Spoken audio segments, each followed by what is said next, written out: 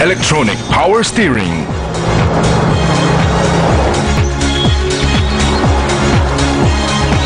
new fashionable compact MPV. Experience the Bike M20.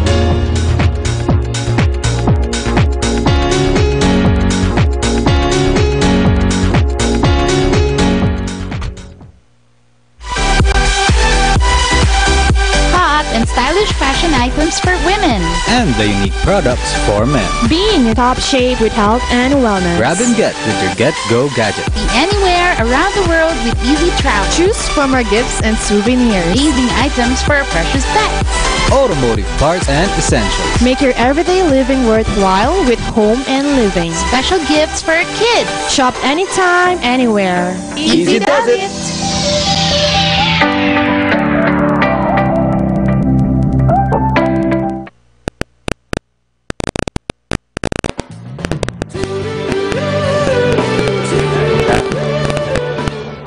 Yes, and we're back in What's Up, of course. Together with me is my co-host, the beautiful Dr. Glyza Dapal. Good afternoon, Dr. Good afternoon. Yes, and you know, in this segment, we have a very beautiful guest. Sabi nga, ang ating is the catching of the crown, right? And you know, kanina nakalimutan natin because we have a gift certificate courtesy of Janssen. It is a 3,000 worth of gift certificate from Janssen Cosmetic Surgery for the lucky texters. You can text at 0925-8520815. Again, it's 0925-8520815 for any questions regarding our topic for this morning, the catching of the crown. Of course, those who are interested to join a pageant. Yes, and alam mo, makagandahan dito kasi yung ating mga guests, they could give like beauty tips. How they won the contest. Yes. You know, ano ba talaga yung mga parang secret, no? Secret nila. And I'm excited to introduce our guest, Doktora. I'm also excited to introduce to you our beautiful, not just beautiful, a very gorgeous. She's actually also a doctor, our doctor guest Doctor for today. Medicine, a dermatologist. Yes, a dermatologist. So kaya palang ganda ng skin niya. Yes, Oo super nga, ganda, super flawless. Yes. She actually won as Mrs. Tourism International 2017, just last October. Last this October year 28, yes. Yes. She also bagged the Darling of the Press Award, Best in National Costume, Mrs. Femme, and Mrs. Herbalaya. Okay. Last year, she also won, before, Mrs. Tourism Philippines 2017. I mean, this year also. I'm happy to introduce to you our very gorgeous guest who actually caught the crown already, Dr. Risa Caldoso de Leon. Good afternoon, Doctor. Can I call you Risa? Of course. Yes, napaka-beautiful mo naman. You don't look like Filipina, more of parang Korean, Japanese, no? Tulong na yan ng siyensya. Siyensya, okay. Mukhang Pinay na Pinay talaga ako before, kaya lang with all the medical advances that as a dermatologist, I've been using sa sarili ko rin, medyo nati-tweak ng konti. Yeah. Now, how is the feeling of being the Mrs. Tourism International? Dati, Tourism Philippines pa lang, ngayon international na. So, how's the feeling? I mean, are you, Actually, of course, I'm very, very proud to represent the Philippines in this international pageant by Megastar Productions. This is the inaugural pageant. So, it was very nerve-wracking at first because I was competing with 15 other beauty queens from different countries. Right. And I was the eldest. Kasi you're the eldest? At 46, I'm 47 right now. And yung mga ibang beauty queens, they were just 27, 30s, very, very young pa. So, medyo nerve-wracking at first, no? But as the pageant went along, it became enjoyable for me. How many children do you have? I have 3 boys po. 3 boys? And their age are? Oh, my granddaughter? She was actually, you're already grandma. She was sharing a while ago, I'm already a lola. Well, yeah, you must be proud, of course, you know. Very, very for proud. For that particular crown that you won as Mrs. Tourism International with 3 kids and 1 granddaughter. And how old is your eldest? My eldest son, si Keith, is 28 years old. And then I have Sky, who's 17, and Santi, who's 16 years old. And then Rain, the baby and the only girl in the family, the princess in training ko, is turning 3 this November 9. Doctor, how do you juggle all your roles. I mean, being a dermatologist, being a mother of three, a granddaughter, being a titleist for Mrs. Tourism. How do you deal with all those, every day? All the roles in your life. Yeah. Actually, time management lang. Time talaga, management, okay. They asked us that also in the pageant, and I was telling them, everything is prioritized. Of course, family, parang pag Sunday yan, family day yan. No matter what my commitments are, I try to avoid any commitments on Sunday because I want to spend time with my kids. No? So can you share us your time management? Let's say, first hour in the morning, when you wake up, anong ginagawa mo? What time? Late sleeper kasi ako. Late So I sleeper wake ka. up So, a okay, when you little wake bit up, late. okay.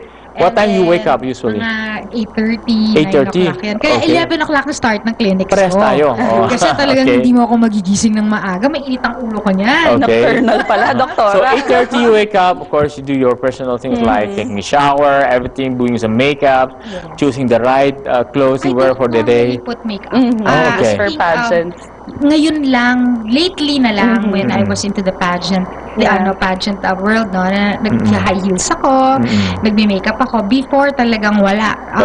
Lipstick, I only learned that at mga 42 years old na ako because Talaga? I remember my mom was telling 42 years old, wearing my lipstick, mom was yeah. telling me, pag nag-lipstick, mag-darken lips. Lips, Ano naman, Mga diba, old, before. yeah, So, the sayings. hindi talaga ako nagme-makeup. Okay. Even lahat, totally different lifestyle nga ito sa akin. Kasi I would go to the clinic wearing jeans and sneakers. Okay. Tapos ngayon, kailangan naka-BS. Siyempre, the Dress Mrs. now, Tourism. flowing dress. Medyo kailangan regal ang bearing. Ako medyo You go to the tomboyish clinic ako. and you have like how many clinics? You have 5 clinics. I have So five how do you clinics. manage to go to in traffic in going from one place to To another? another, very I only hard. go to one clinic a Oh, day. you do? A And day. then 2 hours at that, at 11 to 1 lang. Okay. That's only my schedule. Kasi the clinics are running on its own. So, Okay. ako lang yung mga, of course, patients who need mga intensive na treatments, Treatments. ako yon. Pero yung mga ordinary, mga laser removal, hair removal, mga ganun. Yeah. Kaya na lang siya. Kaya na nila. Okay. So, medyo light ang schedule ko. Gusto ko mag-semi-retire ng maaga. Oh. Ayoko ma-stress, nakaka-stress, diba? Trabaho. Pero yung alam mo, yung the way how your lifestyle you have, like having your clinic, being a beauty queen with your 3 kids and a granddaughter, that's very stressful already. Actually, I think being stressed about everything is a mindset. Diba? Mindsetting. Maraming kasi-stress sa mundo. Pero if you just prioritize things, you take things lightly, you don't mind what other people are saying, Yeah. okay lang, kalmado ka lang, day by day, kahit maraming problema dyan, hindi mo mawawala yan. Yeah, diba, every day kahit is there. But Yeah. you just take things lightly, and as you go along, you learn a lot of things. Kasi at my age, marami na akong napagdaanan. Yeah. Sino nagsabi sa'yo for hey, Riza, why don't you join the pageant? I think you have the potentials and you have all the assets of being a beauty queen. Who said you that? Actually, it started with, I was modeling for, may rest in peace, Goli Gorospe. Okay. Okay, and then, syempre, nakikita ka na ng mga iba, no? Then, Mr. Ovet Recalde of Megastar Productions. Ovet. Si Ovet, hi. The mother of all Ovet, pageants. yes, Yeah. Mother of all pageants, yan. Yes, Love oh. na love ko yan. Oh. He was the one who asked me, he opened the door for me. Yeah. So, ako naman, at my age, sabi ko, why not? Medyo settled ka na, so... Yes. It can be fun for me with nothing to prove naman to anyone, diba? At my age, sabi ko, sige, let me try it. And then, yun, I started training, and eto, andito na ako ngayon. So, I'm so thankful to Mr. Abat Recalde. Yeah. Doctor, I'm just wondering, you are really very fulfilled now. Do you have any other particular advocacies or visions pa in the future? Yeah. But the advocacy... You got everything, no? Yes, You got everything. nice career, you got your beauty queen, Good you got family. good family. Ano pang ina-ambition All the mo? titles. Yeah. Actually, gusto ko You're na lang looking forward to? mapalaki na lang yung mga bata ng maayos, especially Okay. may youngest. How old? Si Rain, no? Yung aking alagang apo. Apo? Yeah. But I'm just wishing, and just praying every time that I see them that sana mapalaki na lang sila ng maayos. Kasi as Maayos. parent, yun lang naman ang wish mo talaga. Correct. The advocacy of the pageant is a mother who cares for the earth. So, it entails a lot of things, no? From taking care of yourself, to your family, to community, and to a bigger audience in earth na talaga. But ako personally kasi, as a doctor na female, my advocacy is female wellness. Of course, di ba? So, yun yung ay na-advocate ko. Prevention of cancer. Kasi family namin medyo cancer prone, no? So, yun ang aking advocacy. Teaching, educating other people about it, it can be prevented. Yes. During the pageant, what do you think is your age that made you stand out towards other candidates? Pinay eh. Iba talaga ang Pinay. Talaga? When you say Pinay, what's the age of being a Pinay to other candidates? Number one, kasi tayo, pinalaki tayo magaling, kahit pa paano magaling tayo mag-English, di ba? Hindi mo magaling, sabihin marunong tayo. The way we speak, medyo, as a doctor pa, di ba? We're trained to be our best in the worst circumstances. Yes. So all those are edges for me, and then, tayo kasi, we were trained, ako as a candidate, I was trained rigorously from mga 3 months before. So, the training is different. I saw that in the pageant itself. Kasi siyempre, nag-uusap-usap ng candidates. Were you trained? Ganyan. We trained you. And iba talaga ang training ng Philippines. Talagang, ang ating beauty pageant training is one of the best. Yeah. World-class talaga ang Pag ang Pinay. Pilipina nandoon na sa pageant, lahat sila kinakabahan. Ako, andito na naman ang Miss Philippines. And the Philippines Diba? take it seriously. Yes, exactly. Now, you've been the darling of the press. You know, how do you catch up the attention of the press? I think number one is I was just true to myself. I was taking it very lightly. I was joking with them. The others, kasi the answer to the questions were very serious. Parang feeling ko masyadong beauty queen ang sagot. But if you're just true to yourself, that what's in your heart. Hindi kasi iba yung being true to yourself or winning the pageant, but being the darling of the press, yung paano mo makakatch up yung mga attention ng mga press people. Minsan, alam mo sila maintriga, alam mo yun, ha? Paano I was secret? very honest with them. Okay, Whatever that's the good. questions were, I don't sugarcoat it, and I don't pretend that, I know all the events happening in the whole world. Just, and it really wasn't very serious na beauty queen answers. Yeah, what was the winning Q&A, question and answer? Anong tinanong nila sa'yo during the finals? Kasi there were a lot of events, minor events na brains ang sinuscorean kumbaga. There was a forum ng 3-minute forum that you have to impromptu speech about a mother who cares for the earth. What does it mean for you?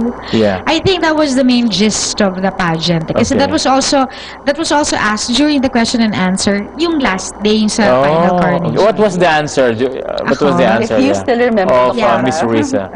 I said, I answered that taking care, a mother who cares for the world is a mother who cares, number one, for herself first. Diba? Self-care, self-love yan. Posibleng you cannot care for anyone else if you can't take care of yourself. So I espouse, of course, healthy living, the usual. As a doctor, diba, sinasabi natin, diet, exercise, and siyensya. Kung makakatulong sa'yo, why not, diba? And then you, of course, your children, it goes without saying, that's our greatest role, taking care of our family. And then the community, we do our own part. We vote, we use the social media properly. Correct. And then on a bigger scale, I said, there's 7 billion people living in Mother Earth. A mother herself, diba? Mother Earth yan. And diba, we tell our children, parang bahay niyan, you have to respect it, love it, and everything. So, yung mga ganon, we do our share, preservation, conservation, recycling, all those things. So that's what I said. So what will be next after Mrs. Tourism International? Of course, my reign is for 1 year, and we have a lot of charity works, and merong mga, of course, we're promoting the pageant and its advocacy. So 1 year yon. Pahinga muna sa mga, sa ibang pageantry, pero yun lang, advocacy lang. And then after the year, that I don't know. I'm not closing any doors. Before I was telling them, parang ayoko na. Baka mamaya Mrs. Universe naman. Mrs. Universe naman. Tignan natin kung kakayanin pa ng aking, You know? Nagluloko ko nga kasi, di ba, sa pageant, grabe yung rehearsals, grabe yung rap, 5:30 ang call time. Sabi ko, pwede bang medyo may concessions sa akin kasi senior citizen na ako. Kasi talaga na, and their energy is so high. Dr. Risa, what can you share to our televiewers who actually wants to join pageants? Since you already joined a lot of times already, and of course, won the title. Especially for those kanina yung guest natin, mga supermodel universe. And the new ones. The guy and the female candidates. Ito mga bata sila eh. So, ano sa tingin mo, and you can, sabi nga ni Doktora, that you can give as a tip for them, the winning points, you know?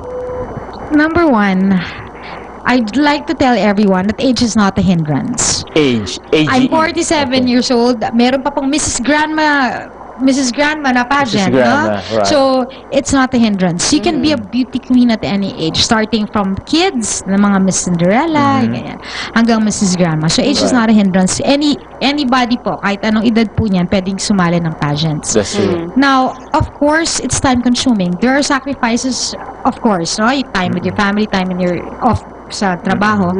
So you have to be dedicated, and you really have to focus on doing this. Kasi you have to be, kahit papano, although you have to be serious about it. Kasi may training yan. You're representing the country. That alone is a big honor. So when you stand there wearing the sash of Philippines, dapat medyo, you're trained to stand, you're trained to walk, all those things. Okay. So, I think, number one, sasabihin ko lang talaga sa mga gustong sumali sa mga pageant, you dedicate a time. Yun talagang, sige, 1 year of my life, i-dedicate ko sa pageant na to. Talagang preparation, you have to prepare. You have to prepare. You like cannot for example, go in... like, what are the things that you have to prepare? Let's say, parang beauty tips natin to for those women out there who are wants to join, interested of joining the pageant. Sige, 1 year daw ang preparation. Ang daming pageant. February, meron na naman. Sige. Ang dami talaga. Sa pageant time ngayon ito. They call you Doktora Risa. Okay. Yes. You take care of yourself, number one. So that entails proper diet, everything in moderation. Hindi ka naman kailangan mag-crash diet dito eh. Kasi pag misses na ang category mo, of course, kailangan medyo fit ka, no? Hindi ka naman pwedeng sumali na. When you say diet, what's your favorite diet that you do? Ako talagang mahilig ako sa fruits ever since, even when I was a child. Fruits? Fruits. Vegetables, Just and then I don't eat, hindi ako nag-rice masyado eh. Okay. So, everything in moderation, but I don't starve myself. Pag gusto ko kumain ng cake, kakain ako niyan. Pero konti lang. Okay. Ganun lang naman. And then, of course, if you have time to exercise, please do so. You don't have to go to the gym. Kasi kung, What kind of exercise do you do? Ako, very practical exercise. Imbes na to take the elevator, I'll take the stairs. So, okay. Ganun lang. Good. Very light exercises. But, of course, you uses cardio diba? It uses cardio exercises, yung mga ganung simple lang. Correct. Diba? You clean the house, exercise na yan. Pero hindi ko ginagawa. I'm sorry. I want to be Ayan, para sa mga ating supermodel universe, you clean the house daw. Tulungan ng mga mommies. Yeah. Tapos, of course, as a dermatologist, I do a lot of things to my face. Hindi ko talaga yan ikakahiya. Kasi as a dermatologist, talagang sinasabi ko yan sa patients natin. Mga HIFU to lift the face. HIFU. High intensity focus ultrasound. Yes, I use that. Ako kasi medyo bilugin yung face ko dati.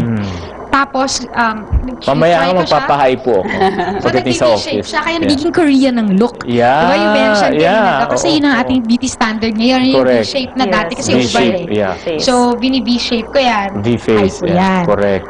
I've had some botulinum toxin done and some fillers done. Kasi talagang pag tumatanda ka na, makikita na yan sa mukha mo. I just had it yesterday. Ako kailangan ko yesterday. I had a botulinum toxin done to my skin, It's very, and then, syempre mga contestants, yung mga candidates na iba, they were asking me, at 47, how come you don't have lines like that? So I was telling them, these are the things that I do. I'm not ashamed of that because as a dermatologist, talaga namang kailangan kung ako ang mismong model ko, diba? You look perfect. You have to sell yourself and your career also. Pero may mga konti pang kailangan. Tweaks. Dr. Risa, because we don't have so much time. What can you advise to our ngayon, mamaya yung pageant ng Miss Earth? There will be a lot more pageants to our televiewers. Number one, you should enjoy yourself. You have to enjoy yourself, because if you're going to stress about it, mahihirapan ka magsumagot ng maayos. That's true. Yung lakad mo hindi magiging smooth. Kinakabahan ka kasi. You can't take that out now. Pero at least mindset mo lang na whatever it is, if you win or you lose, it's just a bonus. You win the crown, bonus. Yes. Okay. You don't win the crown, it's still okay. You represented. By just being there in the pageant is you're already a winner. Yes. And sabi ko nga, sinasabi ko palagi sa mga candidates, once you are in the pageant, is an added color to your resume. Because when you apply for a job and you said that you've been a candidate for Miss Philippines or Miss Earth or Mrs. Tourism, it's already a plus bonus. Exactly. Thank you very much, Dr. Risa. Thank you very much, and congratulations again for being the Mrs. Tourism International 2017. Doctora, do you have any plugging? Yeah. I would like to invite everyone to please join the PAMS convention. This is going to happen at Seda Vertis North. This is going to be on November 17 and 18. Also, 17 and 18. Yes. Also for the IAMS convention, this is going to happen on November 19, a Sunday, at Vertis North also. And I would also like to invite everyone to please come and visit our clinic, Janssen Cosmetic Surgery, in Manila. We're open from Mondays to Saturdays. And please also see me at Prime Aesthetics and Varicose Vein Treatment Center in Timog. Okay. Thank you so much. You know, I will be one of the speakers on PAMS convention. We'll be talking about stem cell. And you can log on at www.jansencosmeticsurgery.com. You can call us at 521-1444 and 252-5801. And we have an Instagram and a Facebook account. And thank you very much, Risa. And you can watch this show tomorrow, replay tomorrow at 1 to 2 o'clock. Here, same channel, Channel 8 Destiny Cable, Channel 213 on Sky Cable, and Channel 1 on G Satellite. And it's free in the province. It's a free TV, and you can also watch it, Channel 34 on TV Plus. Yes, thank you very much. And again, Risa, thank you very much for the Supermodel 2017, and good luck to them. I mean, God bless. And tomorrow will be their flight going to Bulgaria. Wow, ang sarap naman.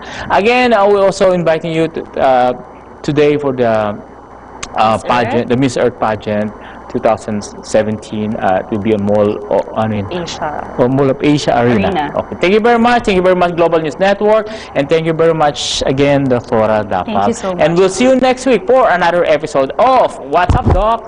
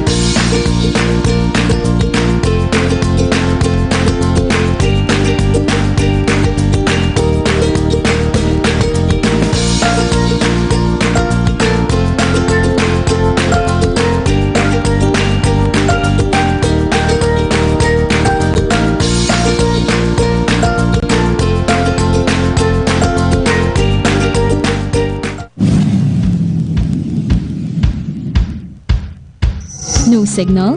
Check the power and connection between the IRD and the TV set. For G Pinoy, make sure to set your TV setting in AV mode, then connect RCA wire and other connections properly. For HD, if your TV setting is in HDMI mode, use and connect HDMI wire instead of RCA, then followed by other connections. But if it is set to AV mode, use RCA wire. Then press Menu, Information, Channel Information. Check the display of the signal strength and quality. If no signal quality and strength display in the manual mode, refocus the satellite.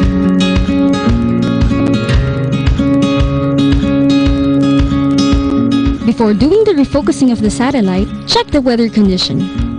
Heavy rains and heavy clouds can also interrupt satellite signal transmission. If weather is good, you can start the signal fine-tuning.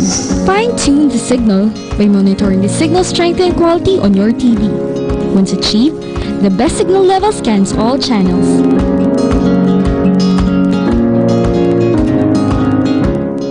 Now, you can start viewing GSAT's quality program wherever you are. For other inquiries, please contact your local dealer or call GSAT hotline number 882-9999 or use our mobile phone numbers 0998-593-5986, 0998-996-4728,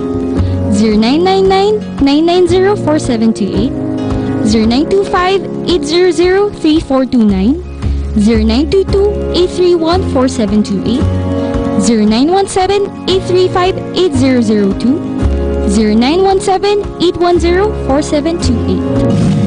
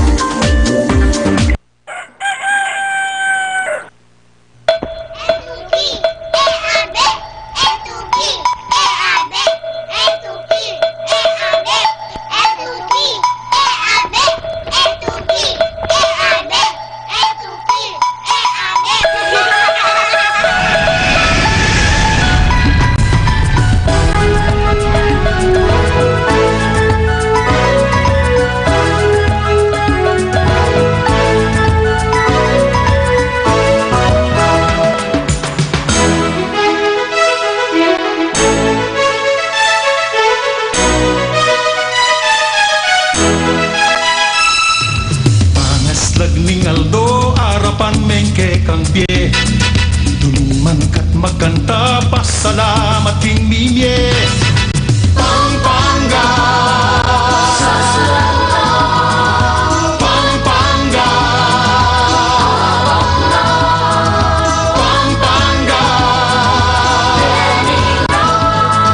Pampanga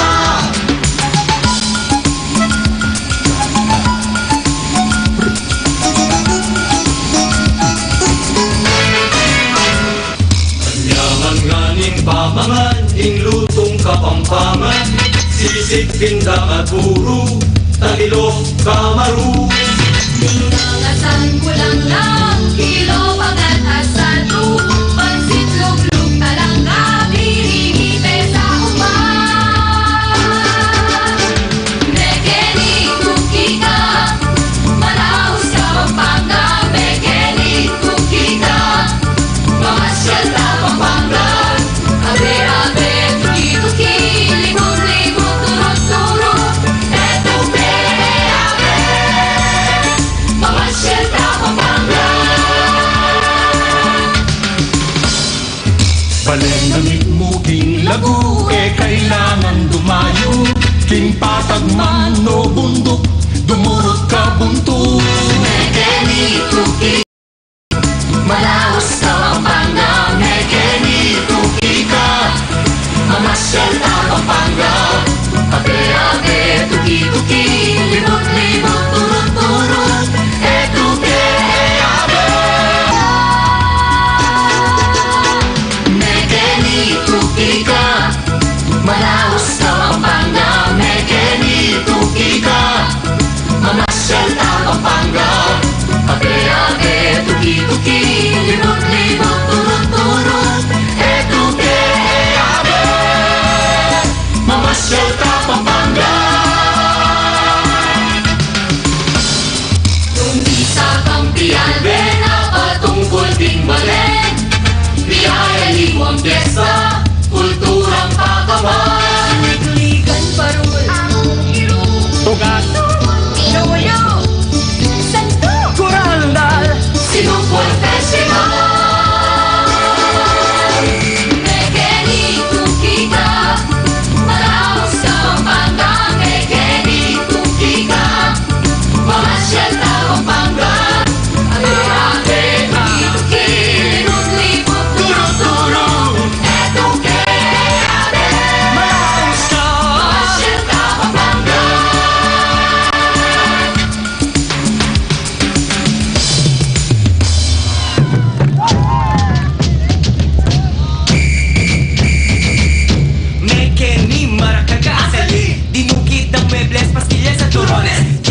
festival, marakal pang marakal. Balas, kaserola, ema at gitara. Ebon chicharun, tamales, pulburun. Paru pasubwali, dagat ka asali. Tingtala nating bukas, ting malenta bumiras, masablal at masiglang bien, malalang pangyayaman. Tarapan menyang, o balentong himno, itangan tumiman, ave, kapampangan.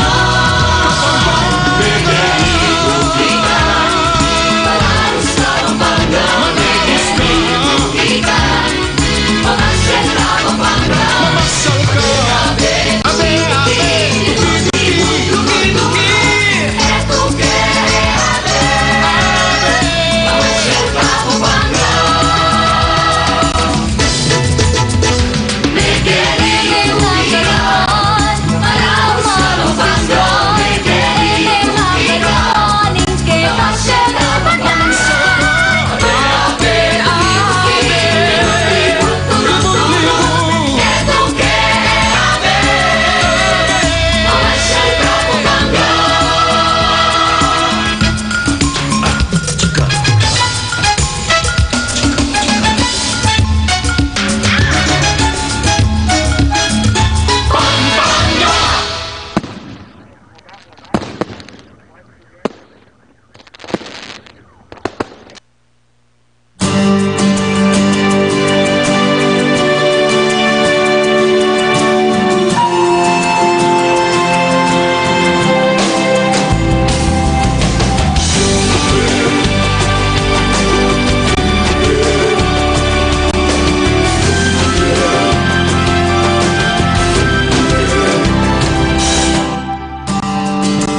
Unang panahon,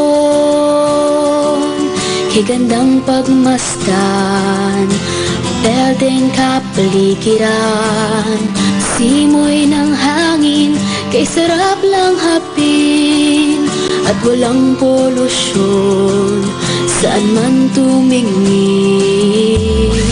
May pag-asa pa ba, kayang tatanawin, maibabalik pa ba ang sariwang hangin? Mga huni ng ipon, maririnig pa ba natin? Maibabalik pa ba ang berdeng tanawin? Tayo lang kumilos mga kaibigan, tama ng pagsira sa kapaligiran. Nasa ating kamay ang kinabukasan, susunod na lahing ating naiiwan.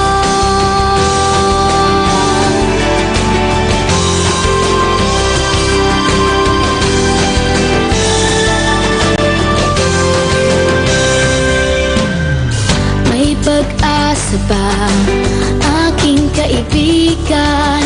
Magsama-sama tayo sa iisang hakbang, ang pangalagaan ang kapaligiran sa pagpapatnubay ng buong may kapal.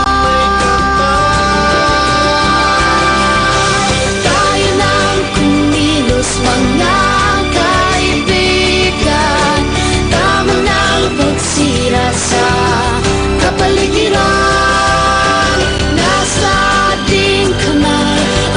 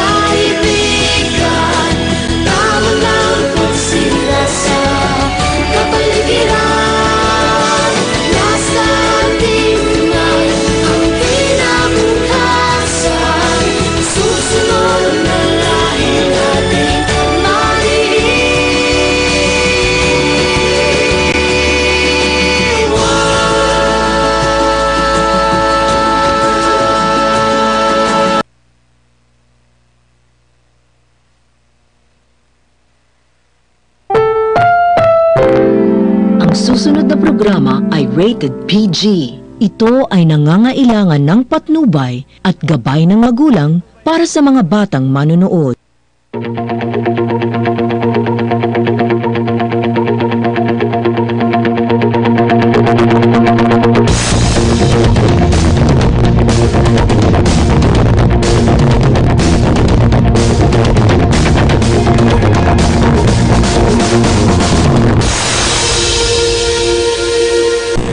Baray na banggi sa Indugabos dyan. Yaw naman kita digdi sa programa kang GNN, ang Inside Bicol, na being broadcasted from PNB compound digdi sa Naga. We're broadcasting here, yaw digdi ang location kan sa muyang istasyon, ang GNN. Sa room free-to-air TV station sa Naga na nadadalan dyan also sa mga may cable companies. And at the same time, we're also on live streaming. Of course, for those who miss this show, all you have to do is to go to Facebook and then i-type nyo ang GNN Naga and madadalan nyo kami. Nga nabanggi ang sakuyang bisita sa roong takawo na nagtrabaho sa gobyerno for almost 42 years, no? And he also has finished studies dyan sa Asian Institute of Management, ano? Dakulang unra na yaon siya digdingon niya na bangi tani makaulay ta, no? Experience niya and then some of his insights while he was still working as a member of the Legislative Council, also as a police captain digdi sa Naga, and now as an ordinary citizen. If I'm not mistaken, he's now a farmer, no? So let me now introduce ang sakuyang bisita nun yan, si former member of the Legislative Council kang Naga, Joseling Tuason. Welcome, Primo, sa samuyang programa digdi. Thank you, Fred. Siguro, I am very honored na na-imbitaran mo ko ng digdi sa programa mo, Inside Naga, and I am not estranged to be in conversation sa mo. And all topics, if you want to ask me, siguro, magkapag-ulay-ulayan naman yan. So, no holds bar, ha? No holds bar, yes. Okay. I am happy to that. Right. Of course, may nagdadalan sa tuya. There are people watching us outside of Naga. I'm sure they want also to know who is Joseling Tuason. Oh, yes. Siguro si mga strange pa sa kuya, ako maluya, bako kong outward na maray na tao, pero ako talagang native of Naga City. I grew up here in Naga City. Ang dadan ko kang elementary sa Naga Parochial School and proceeded in my high school in Ateneo de Naga. I graduated civil engineering and University of Nueva Cáceres, and I had a chance to finish my postgraduate in the Asian Institute of Management, and I have stayed in the police service for the last 31 years and in the legislative body of Naga City for 12 years. And right now, sabi nga ni Fred, kaya na retirado kay po magpahirihingalo, kay po mag-inhale ka itong mga fresh air na hali duman sa isarog, kaya medyo dikit na concentration ako sa small farm ko, and I'm very happy na pagkakaaga ma-fresh ko ang na-i-inhale ko compared to staying here digdi sa baba kan siyudad ng Naga. Okay. Well, I am open, Fred, kung whatever you would like to know, and some of our viewers na may siyan kung talagang what is Naga City now. Okay. Now, I'm sure that a lot of them would also be interested. What made you decide to join the police force? Because you've said that almost 31 years ka naging police. Now, you're an engineer and then you have decided to join the police force, especially Kento. Ewan kayo na story, Fred, ano? Never in my thinking that I would like to be a policeman. In fact, way back 1964, before I entered the police force, pag-iimbitar na sa tugang ko na dating policeman na mahali na siya sa serbisyo, kaya po magsangli kang Joseling sa kuya. Habo ko ning magpulis na gusto ko bumbiro. Nga akong bumbiro, mayang gibo. Ay, pambira man ang sulo. Okay. Turog, dama, etc. lang mayang gibong kayo. Unlike the police, I hate police job because kang teenager pa ko, permi ko kaya na kukompromiso ako sa mga iriwal-iwal dyan sa sentro, permi akong nakukulong. Kaya that's why kan paglaw ko sa pulis, sabi kasi mga old policemen na mga matawa sa muya, ano ta papapulisin niya na garubagay kag sa dirigang karsel, permi nakakarselig di pagparo pakisuntukan niya etc. Yan, those are the si mga adventures ng mga teenagers pa kami. Anyway, I did never know that after several, sabi ko, mga pirang weeks lang, mahali na ko serbisyo kanita, malino ko ako. And then, a week, a month, nakaabot ng years. I did never know na talagang during the time that I grew up in the police force, nagde-develop pa lang ko ng love to the profession. In fact, ang tinapusan ko is civil engineering. It's very off tangent sa sa ko yung trabaho.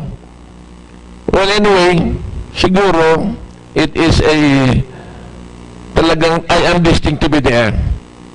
I found the love to be in the law enforcement, and by then I am very proud to say that bako akong basang-basang na police na nagsabi I grew up in the police force, na I was not looked upon by people na as an ordinary policeman. In fact, I strive so much from patrolman, from the pinakababa sa good, I reached to the point na nakaabot ako sa rango ng colonel. Right. Pagkatapos ng chief of police ako din sa siyudad ng Naga. Okay. That's it. Okay. Anong mga nare-recall mo na mga initiative na pigibong mo din sa Naga, being a policeman, especially when you became police chief? Oy, Fred, ini yung piggo kinantawa sa station when I passed by PNB, the highest building din sa siyudad ng Naga. Pirming dae na mawara sa isip ko when one time may pixel bar akong tao diyan sa itaas kang rooftop kang PNB, he's about to jump o malukso na magpapakagadaan, naisalbar ko yan. Naisalbar ni kung kay banin saro. Yan ang perming na dorong-dorong ko. At least igwa ko mga pigibo na which are kung gigibo na yung pelikula nga ni magayon makuta. Okay, no? Now, ang sakulang konsepto pagka-pulis, bako akong reactive, bako akong habo kong ma-resolver kang problema. My mentality is proactive. In fact, I was, sa ibang tao, they find it strange na kadto once upon a time, nagparasapod ako ng mga street children. Pigarataman ko, register ko sa kuyang institution, nagkuha ko ng building, nagpig ko yung kusinda, pig-ataman. Sabi sa ko, ano man yan siling na nagpapara-ataman ka kayan mga street children na yan. Then din na naisya na niya ko, ang policing system, the most important is proactive, maging proactive kita. Sabi nga na ikan, an ounce of prevention is better than a pound of cure. That's why yan ang konseptong naisipan ko. Na ako, these children who are there, on the streets astray, mayong nag-a-attender, nagigibong kalukuhan kung ano-ano, nagkakagurutom. These are the future criminals. And one of these days, kung nobody takes care of them, these are the same person that will rape our daughters, our grandchildren. Iyan ang mga porch climber dito. They are the snatchers. They will be the killers. Sigabos na kalukuhan. Iyan ang mga taong yan. So, with my mentality na maging proactive, I am doing it early na mga aki pa ma-reformar. I am very thankful that lasted for a while. Noon yan na iling ko na si itong tarabangan ko man, may mga pamilya na. Minsan, ang address ko ito, Papatuason. Kadakol yan. papat bason, dibiri sa bisa. Okay. Kung yan darakula na, may nasumpungan ko sa rumbi sa Paranaque. Nagdulog sa ko, medyo may edad-edad naman. Nagbisa, papat bason. Oh, ano ka? Kaibanan ako siya doon sa pig-arataman nindo sa mga street kids, street children. Oh, ano ka na, Noy? Iguanak po akong pamilya. Yan dyan, may duwan akong aki. Anong trabaho mo? Yan ako nagdiyo sa ano ngayon, sa gas station. Gas boy siya. Well, I'm just happy that nga ako, at least nakararo ka to. There are many na nangyari kaya. And one time nga ni sa harong, may nagsilpot na basang. Kuya, nagsaludar sa kuya. Papatwason, sabi niya, nagatrabaho na ko sa ospital. Well, sabi ko, kaugmaw ka to. Well, those are the things na narurumduman ko. And I am encouraging na ang future policemen ngunyan maging garo-arog magaray ang suanoy na ugali. Because there is no changes in policing system. Igwang niya mga sophistication na, pero the paradigm is the same. Yeah. We should prevent crime. We should be proactive ang satuyang mentality. We should not be reactive. Ang reactive is very tedious, very expensive, and all those things. Nakaka-occupy na maray ka. Nakaka-preoccupy na maray sa tuya. Okay. Kung sa doktor pa lang, gagawad, bakuna. Preventive medicine ka. Bakong para ang iba, operahan ka na yan. Yes. Preventive medicine. Preventive. Proactive. Proactive, okay. Magaling yan because, alam mo, if you prevent mga crimes, it becomes not too expensive kaysa itong problem solving, may nalugadan, may nagadan, more expensive. So, pag natin magaling si friend of mine, no? Garo narurumdaman ko to na ako garo gugurangon sa kuyang ugali na even in my outfit garo piglataan akong emphasis ng reformation. You know, ang na-experience ko kaya paglaog mo sa pulis, garo na i-embolden sa imong pagkatao, garo nagkakaigwa ka ng karakteristik na garo pag una mo, above ka na kaya. So, iyan ang pig-over-emphasize ko sa inda. That you should not be like that. Nagaro ka dominante na sa community and you are playing a role na garo ka pirming itaas. In fact, you should be leveled sa inda or even below pa. Okay, tama ka dyan. Maging humble ang because yan ang iba, garo yan ang nagiging when they become a policeman, they feel na medyo alang ka na brusko na sinda, no? Yeah, that's not good. That's not the right way. Okay. So, ang mga tao, o yan mga potential criminals or has the tendency talaga magibong maraot, nagiging garo dai atat sa imo. Ang concept dyan is to win their hearts and mind. Right. So that they will be with you to help you. Okay. Now, so after na you served dyan sa police force, you went into politics and you became a kagawad. Yeah. When was this, and then anong mga, sabihin ito mga resolutions or mga things that you have also done that we can say that you're part of it? Yeah. Way back when I entered politics, way back 1990, it's 1991, 95. Sino mayor noon? Who was the mayor? Si Mayor Robredo na kanto. Okay, si Jess. Okay. I was accidentally, unexpectedly rather, I was never dreaming of being nasa politics. Maluya ako sa politika. Di ko pwede kang mga double talks or sagin-sagin. Kaya I am very awkward sa politics. You know. Pagkatapos, I was invited to join them. And ako man, dahil pa ma-retire ka to, kundi I was enticed to really, siguro niya ako with my 31 years, baka sa ibang area na naman ako makaserbi. I tried, nakakonsyal ako. I stayed there for 12 years. In fact, ang 12 years bagong continue sa kuyang service because mandata daang nagtutumang. After my 3 years as councilor, garon igwaman sa kuy nagparatintar. Okay. I get emboldened. Okay. Nagtumang ako, nagkandidato ako ning ng Vice Mayor. And that was the blunder of my life na na-experience ko. Part of politics lang. Nadaog ako. Kundi sabi ko, pagkadaog ko, surusumpa ako, I will never go back to politics. And then, that's not right. That's not true. After 7 years again, nakabalik si Mayor Robredo, inapod na naman ako. Ngayon siling Madiana, daig ka nang magreklamo because you are listed already. So that continues another 9 years. So it's all in all 12 years. So that's it. So you yan mga pigibo ka piga-apod mo. Now, one more distinct na narunong lately, yan safety helmet na yan. That's my ordinance. Nag-research akong gusto ka yan. In fact, ang ilimang ordinance ko dyan, may diagram pa yan. Kung what are the standards, what are the things na bakong just ordinary helmet na ma-prevent niya. Takad to, nai-insulto ang pulis ka to, tamaski si basketball na pigbanga, piglag dyan. May nahilinganin ko, irinola, piglag dyan. Bako, that's not ano niya, ang right na standard na kang helmet. Igwang specification. And my ordinance was there. Really?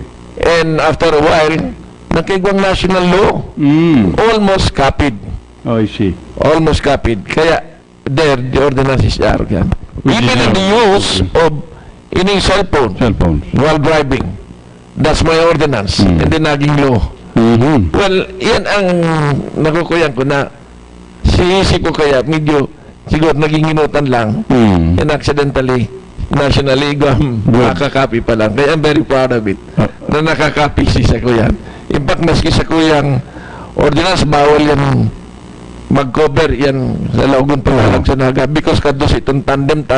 Okay. Now, they are all in mass. Now, mga nahiling naman ko nag-alag dyan ng panito ko na. Baday ko kaya niya. Sa ordinance, bawal yan.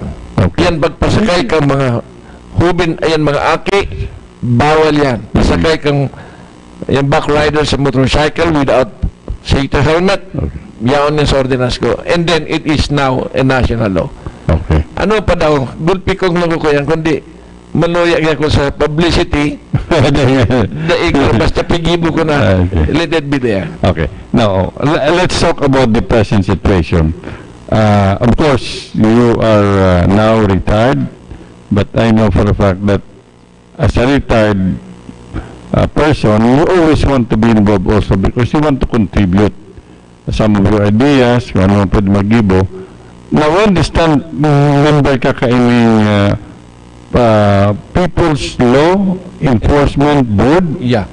Ano ni gagawin? Now, yan, that is a mandate sa law, sa Republic Act 6975 plus itong amendment ka itong Republic Act 8551 that is stated there that there should be a created law enforcement board which composes several people coming from other varied sectors, and that includes siguro sa kuya because I am a former policeman and at the same time representing the elders, mga senior citizens.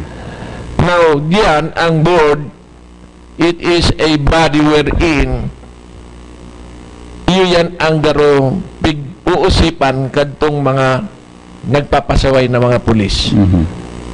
Bako man, you know, ang punishment kan samuya dyan sa board, igwa dyan ng dismissal from the service to the least na 1 month suspension without pay. So it is a bakong basang-basang na kwen lang ngayon. It is a very important body wherein it should be respected and it should be honored. Kaya po ang tao, may siya ninda na ang protector ninda, igwas nindang dududukan o usipan kang mga abusive policemen. Sitong nag-i-exceed sa sendang mga siningibong mandata na na-open ang mga civilians. There is one office, this is the pleb. Isa mo yung grupo tabi. So, garo palang ombudsman man sa mga police? Almost. Pang local, ano? Yes. Now, since its creation, may mga police na penalize or let's say na reprimand because of some wrongdoings? Ay, kadakol na, Fred. Kadakol na. Pero may pa kami na experience na pa napahalik mi Okay. serbisyo. In fact, igwa dyan, sabi mi, the extreme penalties, pwedeng halion sa serbisyo. Okay, so in short, mga minor offenses lang which need mga reprimand o minor penalty. Bako talagang grabe man to the extent na kaipuhan talagang mahali sa trabaho, no? Yes. So, yan, maging pala yan. Now, I'm sure that grupeng nagdadalan sa tuya, naaraman nila, dahil pa lang sa rong opisina na composed ng sa private sector, nasa gobyerno, pulis na, pwede nilang dunukon kung may gusto sindang sabihin na ipaabot o let's say they'd like to file a complaint, ano? Yeah. Ano ang prosedimento dyan? And then, anong klaseng complaint sabihin tabagang pwedeng darahon sa Indo? Well, this is more on administrative case. Ano? Now, siguro gusto kong i-ventilate ini na kung sa business kami, garumayo kami ng parokyano, may complainants, you know what? Okay. Very likely. Siguro may intindihan na mayo nagko-complain sa police ngunyan. Oh, I see. Ha? Because one of the reasons siguro for fear na baka ngayon kung ambisyon ng kita, iba kita duman sa mga seemingly accidental fire o ano iyan. Okay. Kaya mayo kami ng mga customers na gaya sabi mo kaya. Pero kay puan mailaog sa tao sa isipan ninda na dahil hindi pwedeng maagrabyo kang mga law enforcement kang police because ang police are the protectors of the people. Mandato iyan. Dahil pwede sinda mag-abuso.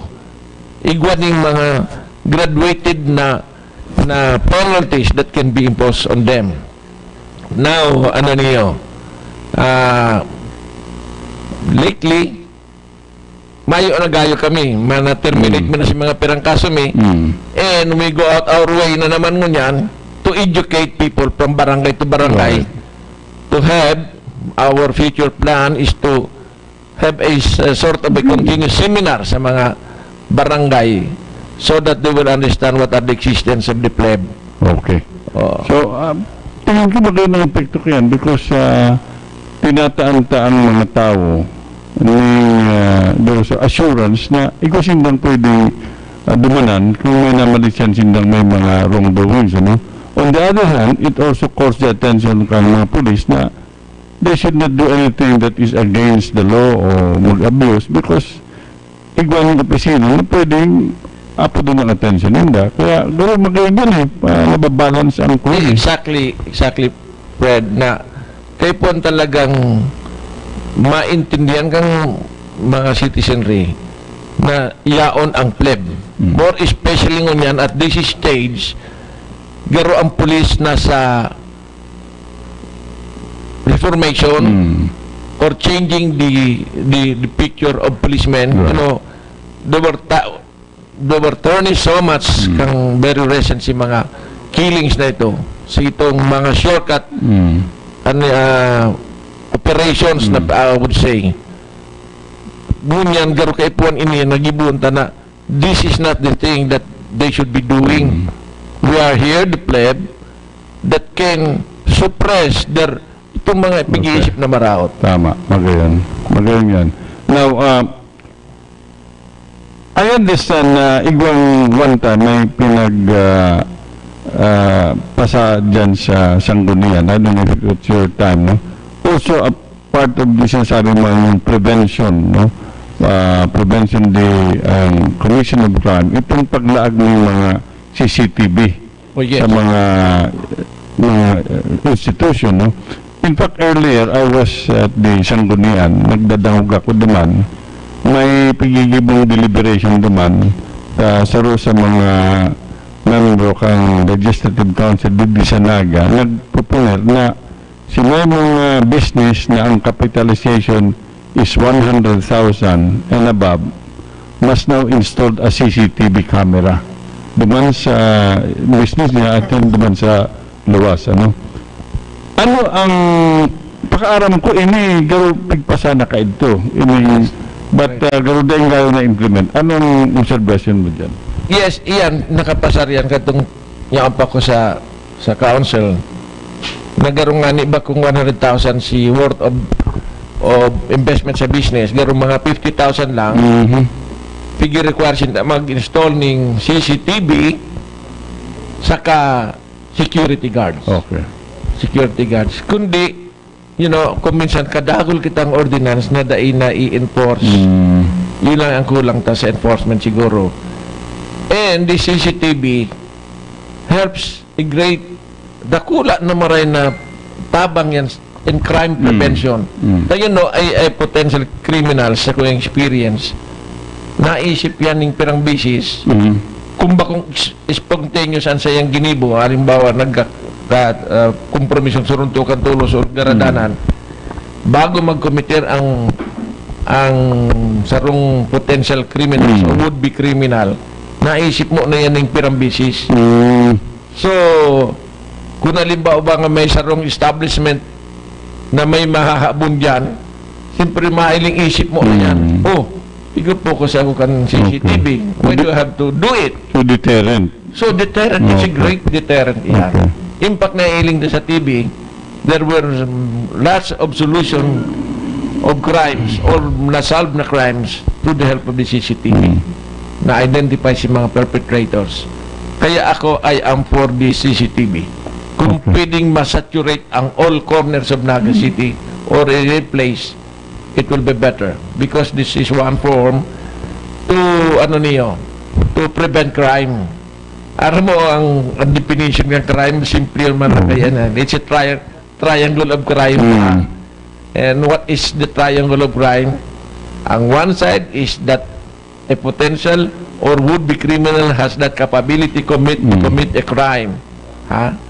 Another side is, sabi kayan, if he has that desire, a person who has a potential to do wrong, and he has that desire, he will commit crime. And one important side is giving opportunity to a would-be criminal. So, dahil makukumpit ang crime kung mayo yan, three sides na yan. Kaya kung minsan, ang mga tao mismo, kung tinatanan mong opportunity, ang would-be criminal, nangyayari ang krimen. Okay. We will pause for a while. When we return, padagos ang sa mga pag-uradig. Don't go away. We will be back.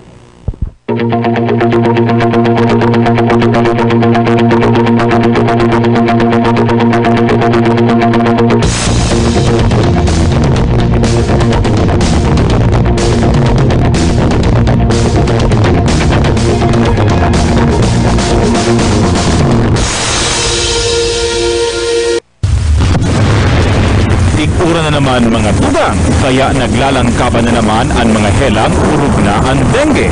Paano kita makakaiwas sa dengue? Uyan mga tips. Enot, kung may flower base, ribayan ang tubig kaini sa rumbes kada semana. Ikadua, minikan ang mga sagurong kanatop, siguruhon na mahali ang mga dahon, asin ati na nakabagat sa pagbulos kan tubig uran.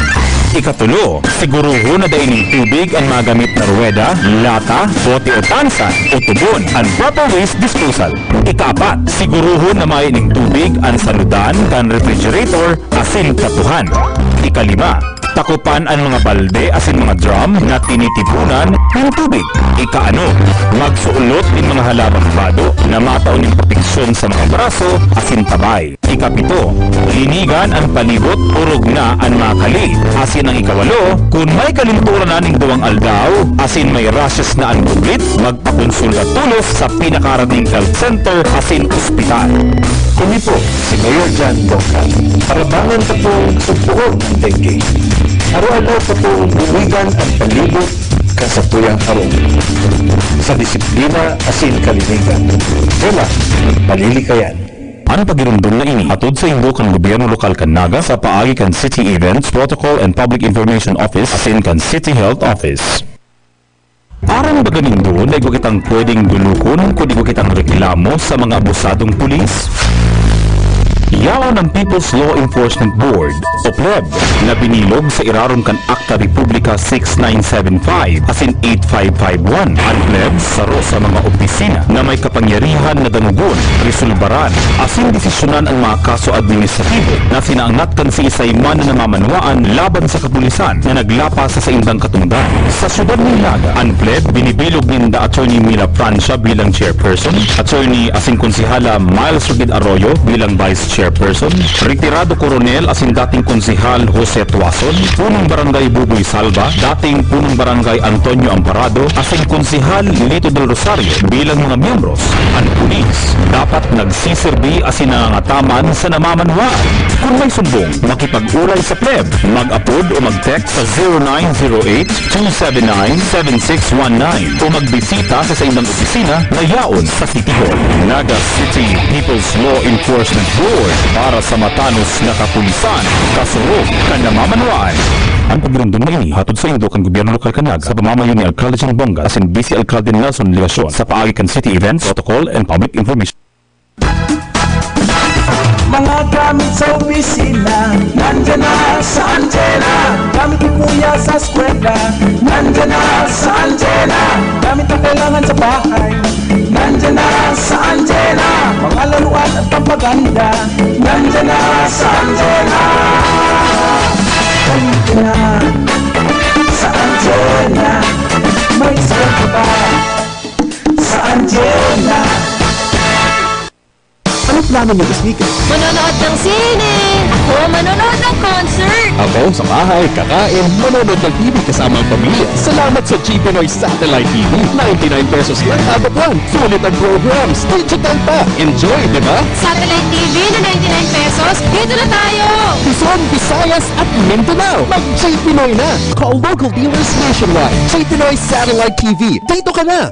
GSAT, direct-to-home TV. Watch the world whenever, wherever. No boundaries. It's more than the basic. GSAT High Definition. Get high with HD now. Catch your favorite sports. Watch your favorite movies. And get live entertainment. Upgrade your lifestyle. Get digitalized with GSAT HD.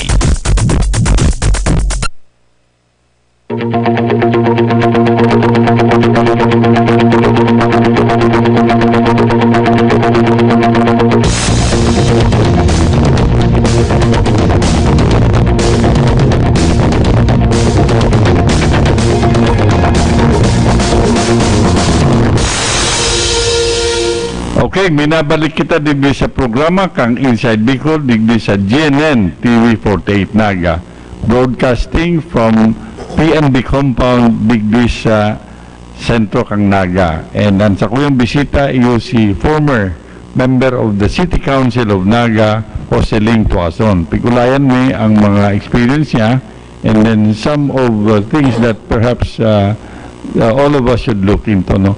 We were talking earlier about the need to put up a CCTV, and I think I fully agree with the observation na kinakaipuhan magkaigwa kita. Kagawad, tama itong sabi mo na I agree with you na kinakaipuhan talaga, if possible, malagan ng gabos ng areas, strategic areas ng CCTV because it's one way of preventing crimes, you know? Right. You know, I noticed that I was in China just a couple of weeks ago, and I found out naman, I didn't even see a policeman roving there because almost all areas, even the small street, may CCTV. Kaya, aram na niya nangyayari. Kaya bayok mo, hindi ko napansin na bayok ng policeman. Sabi kang guide, yun nga dyan, no? Tapos, even the small street, may CCTV. And then, ang kagayon ng Polanduman, may CCTV, pero nakakonect through Wi-Fi duman sa central station.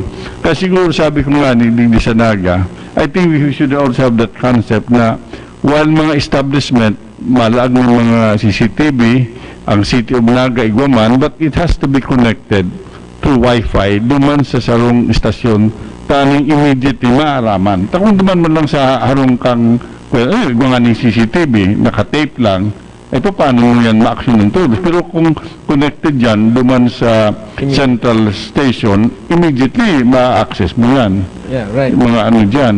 Oo. Digdi sa tuya, igwa naman kita kayan, yung mga sensitive right. Ano, CCTV yan. Wherein na mo monitor yan sa City Hall. Ang penda duman opisina and concept ina-upload. Right. Now they have a series of screen there. Right. Which is focus ang CCTV sa mga sensitive area. Kaya, kung minsan pigiiling ka diyan kung anong pigigibo mo, auto si Fredo. Nagiging mo na ba? Harapan tulos ano? Naglog sa hotel. Okay. Yeah. Well, it helps really. Right. Oh. Sobrang tabang kang CCTV. Oh. Pero dapat ang CCTV high resolution na yes, pwede mong ilingin itong plate number. Right, oo. Iyo, nailing na kaya sa television, kumisan garong blurred. Tama. Dahil nakukin na kayo. It should be very sensitive ang kwaninda, ang i-install na television. So that may iling ang dalawang tulos. O pwede kung harayo, may susum tulos. Yeah. So, pag matitama yun ng direksyon na ang mga business establishment must also share dyan in putting up the CCTV duman sa area ninda, but at the same time, it has to be linked to the central station kang Naga tanganing magkaigwa ng total picture. Siguro mga exit point, entry point, di malagan kayan, tanong immediately na iliminda. And then to my night vision, maski banggi, madadalan. But ang suggestion ko dyan, aside from that, they have to make sure that it is also using a Wi-Fi tanganing makaduman sa istasyon. Ninda. Kaya magawin yan. That should be improved ang ano. Pwede siguro mailig yan. Ngayon, na-apot ko dyan, paano niya akong enforcement dyan? One time, I had a chance to talk dyan sa police. Sabi nila, pwede man nga yan, tapos hindi nag-inspect. Pero kung hindi, nagpipirmahan si police clearance kung ba ito naka-install. Pero dahil mga kami ng order pa dyan to implement that. So siguro duman sa implementation, when you renew your license, maybe that is the time na... Exactly. Garo we have missed kadong pag-approve mi kayan, nagaro igwan ning regulation na may condition that pag i-renew kan license, kung you have not installed your CCTV, di ka nataan ng permit again, the current permit. Yeah. Garo yan na si direction, kundi garo may re-reviewin pa. But I think we have to anticipate that one of these days, it will be a requirement now for the big institution, which I think is good for, aside from itong pigdalagman kang sa Naga. Now, let me also talk about traffic situation. Ang iba nagsasabi medyo heavy na ang traffic dito sa Naga, no? Ano obserbasyon mo? Anong mga dapat gibuhon dyan? Ako daw, Fred, hindi ko nagtubo sa Naga. This is ang contributory factor kayan sa siyudad ng Naga, ang congestion of traffic, vehicular traffic. Iyan pagdagdag ka mga vehicular dito ya. Compounded by the yung sa mga tricycle, motorcycle, kadakul-dakul talang motorcycle. We cannot regulate that. We have the padjak, kadakulong padjak. We have the tricycles. Ang bihikulo, grabe na. Kaya, alimbawa, nag-flashback ako way back 1964 na makakadalagan na siguro mga 30 kilometers dyan sa sentro. Una dahil na pwede. Now, ano ang solusyon? Ang medyo igwa narurumdaman ko mas subject mi kadto sa engineering, sa urban planning, when a city is congested of vehicular traffic, ang cure yan, o ang kaipuan ma-remedy mo, kung sa modern city, siguro maglaag ng mga subways, which is very expensive. Now, ang pwedeng very practical is creating another or several streets wherein we can divert some of those vehicles na nagko-congest itong dati na mga streets ng congested ng maray. Digdi sa Naga City, ang road sa digdi dahil nagdarakula yan. O panahon nakalagpas na para rin mangyari ang lead. I am just very happy that duman pasiring sa farm ko sa Panikwason, nagwa-widening na. Ang measurement garo nga ni garo something like from the center to the curb is 10 meters na ang gibong kayan. Both sides. Okay. I can imagine na kung gibuhon, because that is a national road leading to at the foot of Isarog, magayunon siguro. And that will invite many things, business. Another thing, na ma-cure ang congestion digdi sa kuyan, we should decentralize. The word decentralization is very important. And what is that? Kadakol-dakol ta na digdi karo ang latest survey is something by already 200,000 na karo ang moving people digdi sa Satuya, and that contributes the in period na kita. Pag decentralized ta, we select places wherein we put up say market. Right. When we put up market, dyan na spawn ang mga istaran. Taon dyan. Saka roads. Pag na-link mo mga roads kayan, linking to each other, makudidecongesta ini yung sa sentrong iniyo. Ang mentality kita, pero nagapartiripong kita sa rong lugar, which should not be the case. We should disintegrate kung crowded na kita. Pag yaon duman ang needs mo sa rayon na ito, maduruman masina sa mga tao. So, you're saying that we need to create alternative routes. Yeah, alternative. And then develop new areas instead of focusing here. Concentrate dyan. I want to add more, Fred. Okay. Kanya po ko sa council, kanaisyan ko kung what are the cure. Naanggot sa kuya ang mga kamaligan people, because I was even thinking to link Kamaligan to Naga City, which will siguro very lengthy or very tedious ang pagpuyang kayan.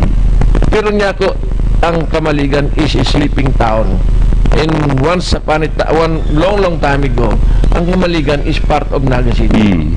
Pero barangay lang yan. Kung ma-integrate ka sindadig di sa Naga City, madakul ang Naga City, si mga tao duman, si mga property na ma-upgrade ang business inda ma-asin sa duman, because they are part of the city already. Kundi di meron na anggot sa kongres yung mga taga-Kamaligan, ano man yan isip niyo siling sa mga gininakuan niyo. Pero that was my thinking. Pero kung bagang inapod na Metro Naga, bagong yan, bagong part man ang Metro Naga, pero it is not ano ni ang satuyang system di gid man pigaanap diyan sa inda. Okay. So, alam mo, you mentioned something about the regulation. Itong decentralization. Alam mo, that's a very good concept. Ang sarong school of thought dyan is that perhaps there's a need here to now decentralize to the barangay certain decision making, itong pag-process, because right now with the use of computers, with the use of internet, we can now easily access to the main office, so ikaw ba ng mga procedural na pwede mo man yan itaw na sa barangay, tama, check ban lang ng mga information basta nakalink sinda, so instead na si mga tao ma-converge sa sarong area, the transaction will now be done in the barangay level. So, siguro magaling niya na pag-adalan na itong inaapod na decentralization, deregulation, you give more powers now to the barangay to decide on certain matters. Of course, bako itong mga procedural, bako itong mga policy. And that would even enhance, sabi mo nga ni, it would even spur the development also naman sa barangay. Right. Ma-encourage sinda na mag-action naman. Yeah. To inform you, Fred, decentralization, I would like to share this. I was the initiator kang decentralization kang police. Takad po we are all yaon lang kami in one headquarters. Big decentralized kan during my time. Nag-create ako ng mga substations. Substation do kadto si Taomi, kadidikit lang, we're only numbering something like 93 or 95 siguro. Big decentralized ko pirang station, 5 stations. Now, although si mga police dikit lang, na spread out ko sa 5 substations, big optimize ko sa services kang barangay. Barangay tanods and the barangay volunteers. No, it was very effective. Bakong sa pagambog, pag-alsagan bangko, That was the time when Naga City was awarded as the best police station throughout the Philippines, urban category. And we say urban category, kalaban mi si mga urbanized area. Manila, Quezon City, Makati, Davao, Baguio, Bacolod. Dinaraog tayan because of this thing. Okay. Decentralization. Magaling yan. So I think we have to adapt that. Not only din sa Naga, but ako ang isip ko dyan, not only in Naga, but even sa province, even sa region, there's a need now to decentralize. Give them authority. Now, kung may ginibong sala, basulon mo to, i-penalize mo.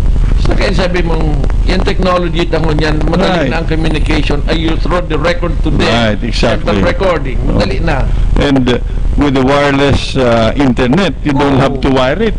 All you have to do is to have your antenna, i-focus mo naman, igwa na. Makakaigwa ka na ng connection. Ito si problema, kaya po niya i-wire mo. Kaya po niya i-wire. All you need is a high power antenna, itutok mo naman sa wrong area, immediately you have an internet access. Kaya pagmati ko, doable ang concept na decentralized. I think we should keep on improve yan. I-introduce ng marayan. Tako minsan na ipa-acceptable ka sa ito. Then nila naisyan ang the latest trend of technology na iyon ang gamitin. Right.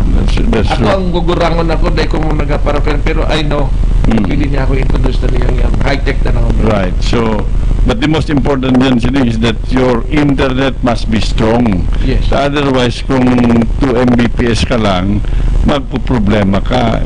Kaya po siguro ma-aware ng mga tao that you need at least 5 Mbps ang strength kang sa imong internet. Because otherwise, haloy para magkahalat. And now the technology is there. In fact, kami digdi sa GNN, we have started a program of, educating and then giving si mga nangangaipo ng idea on how they can improve on their accessibility dyan sa internet by having a strong para bang dakulang Mbps. So yan, we need to educate that. Now, you've been with the Legislative Council, you've been a policeman. How do you see now Naga? Ano ang naiiling mong Naga in the future? And then, anong dapat ang Naga? To myself, because di ko nagugurang, fast growing ang Naga City. Kaya po we should take the opportunity na we are in this stage. Pero kaya po ma-augment na yan. One important thing sa pag-improve kan locality or sa sarong community is peace and order.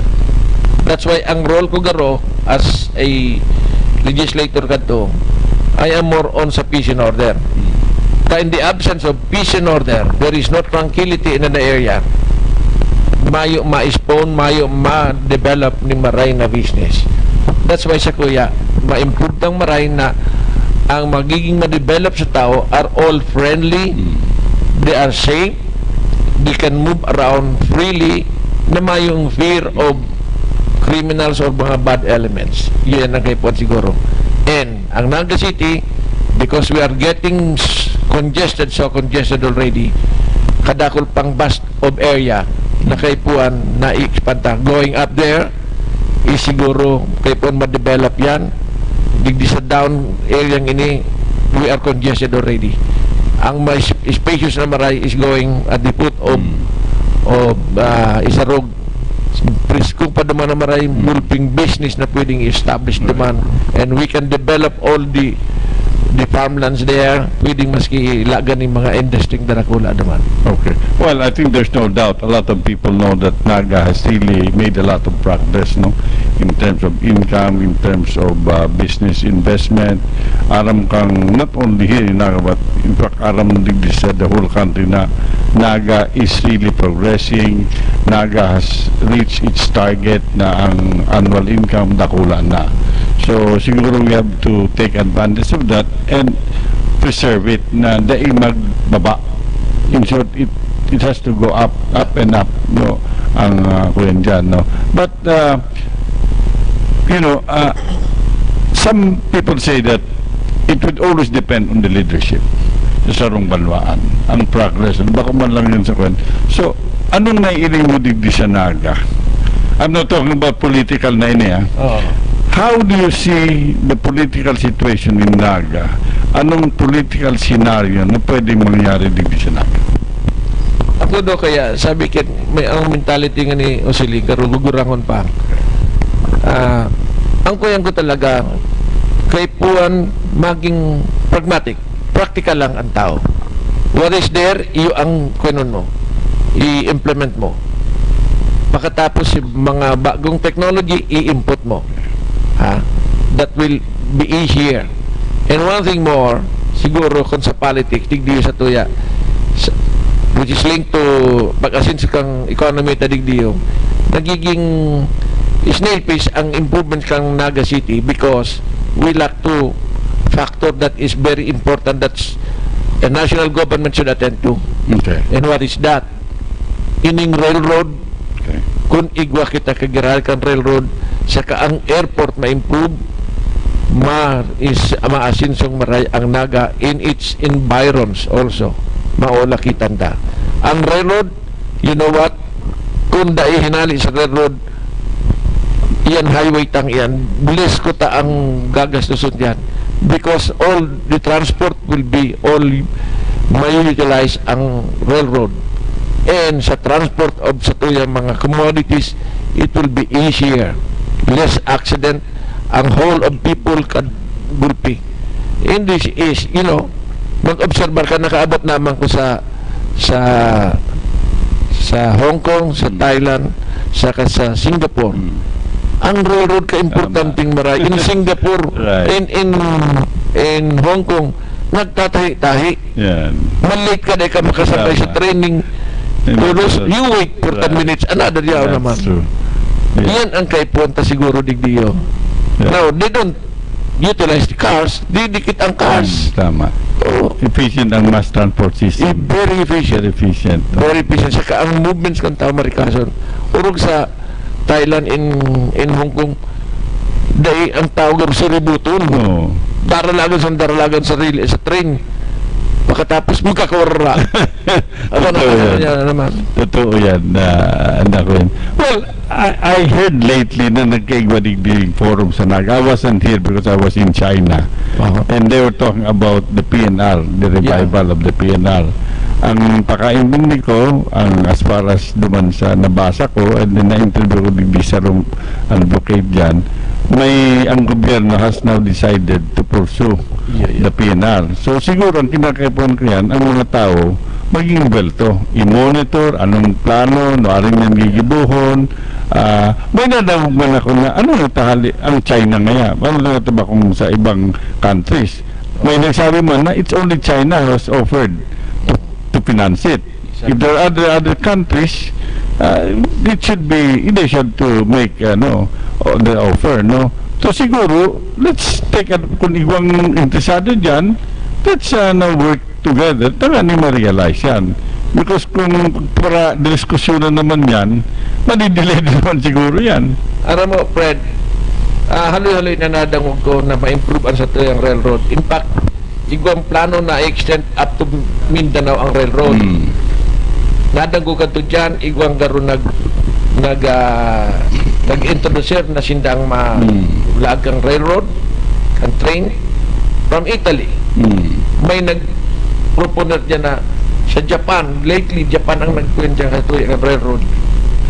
Kundi, dahil nangyayari, napasama na pigurulayan, politics naman sila defer kaniya or naka-delay. Now, ngunyan, China is very serious and they have the materials. Siguro we grab it. Right, tama. And my understanding is that this coming November, I think this month, there will be a signing of an agreement between the Philippine government and then China with regards to the railway. So pagmati ko, let's support it, kagaling ma-realize. And then tabang-tabangan na talagang kinakaipuhan ta yan. And then naman sa airport, agreement ako sa imo. Ang nadawag ko dyan sa airport, kinakaipuhan da dyan, magkaurulay si mga farmers sa good ining in charge sa acquisition. Taning pag-urulayan, ang nadawag ko sabi ka mga farmers, Pero bin-citizen lang, dahil man sila pwede mag-upunir dyan, may extrajudicial, expropriation proceedings, nag-issue na. So, I think what they only want is aramon kung ano man pwede pang maitabang aside from being paid. Siguro sabi nila makapagtrabaho sa mga aking ninda, may relocate sila, which I think is also a valid demand. So siguro kinakaipan talaga dyan, tukawan yan, magpurulayan yan, and then i-consider man sa mga may agad. Of course, you cannot pay them by the millions because there's a law which says na based on the assessment, naman ka lang. So I think it has also to be understood by the farmers. Yes. Haloy na yan sa airport na yan. In fact, naroon na overheard ko kanto, naroon nag-sit down na si mga farmers.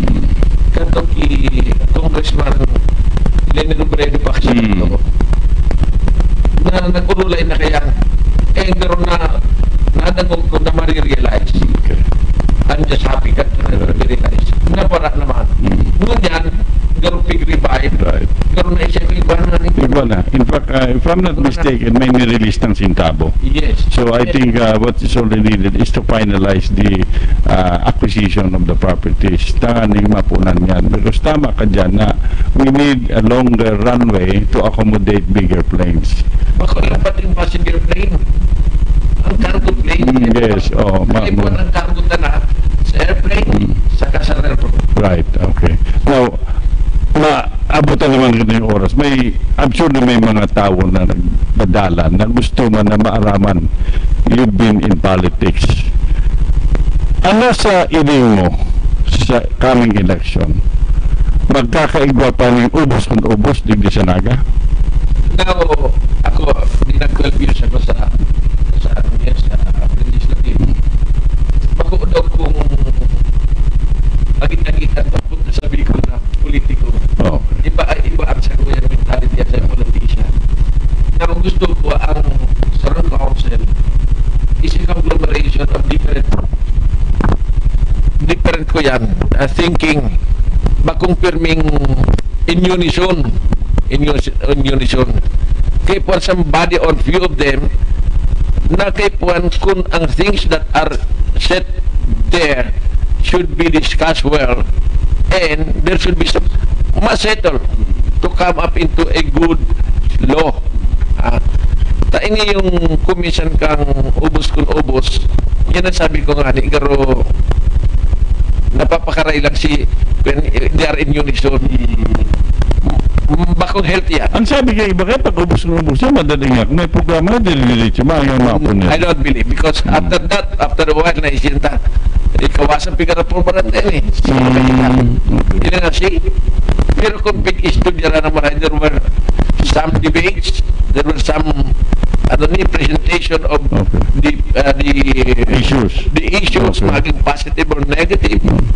It will be good, siguro. Then maglusul-lusulan. Well, anyway, we have succeeded in ubos kung ubos. Pero bako mga it is a great matter that we are in the ubos ng ubos. We have done well. Okay. Yeah. Pero more, sabi ko, na it should not be coming from one color sa lahat. Okay. So, okay. Now, do you think in the coming election there will be the alignment of, let's say, from being this party to another party?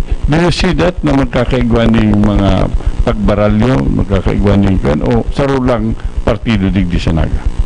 Digdi sa Naga, kung yan siya ng very popular, yan yung duman. It was proven already na ubos ko na ubos. For quite several elections, pero may ubos ko na ubos. Ito mga opposition, kumisya pero hindi na ko yan. Hindi na intindi. Pero kay Juan, sabi ko, I am suggesting siguro it can be heard na maninigo talagang opposing party sa ipa ako hindi ipamati na bako lang maninigo ang sarong magmamandong party. One color I would say ngayon, there should be another one na kaipuan maging garo you can check and balance, maka-introduce ng check and balance kang mga pagiging. Okay. Now, Naga has always been identified with the Liberal Party. Do you see a situation wherein Naga will also be partly now be identified with the administration sa benta with Duterte? Because I found out na digdi sa probinsya, almost all the mayors have now parang aligned with the administration. How do you see Naga? Ang Naga kaya gano mga suanoy pang mentality. Ang nararamdaman ko kanto, pag sabi ko mong liberal ka, sagot na magandang nga liberal ka.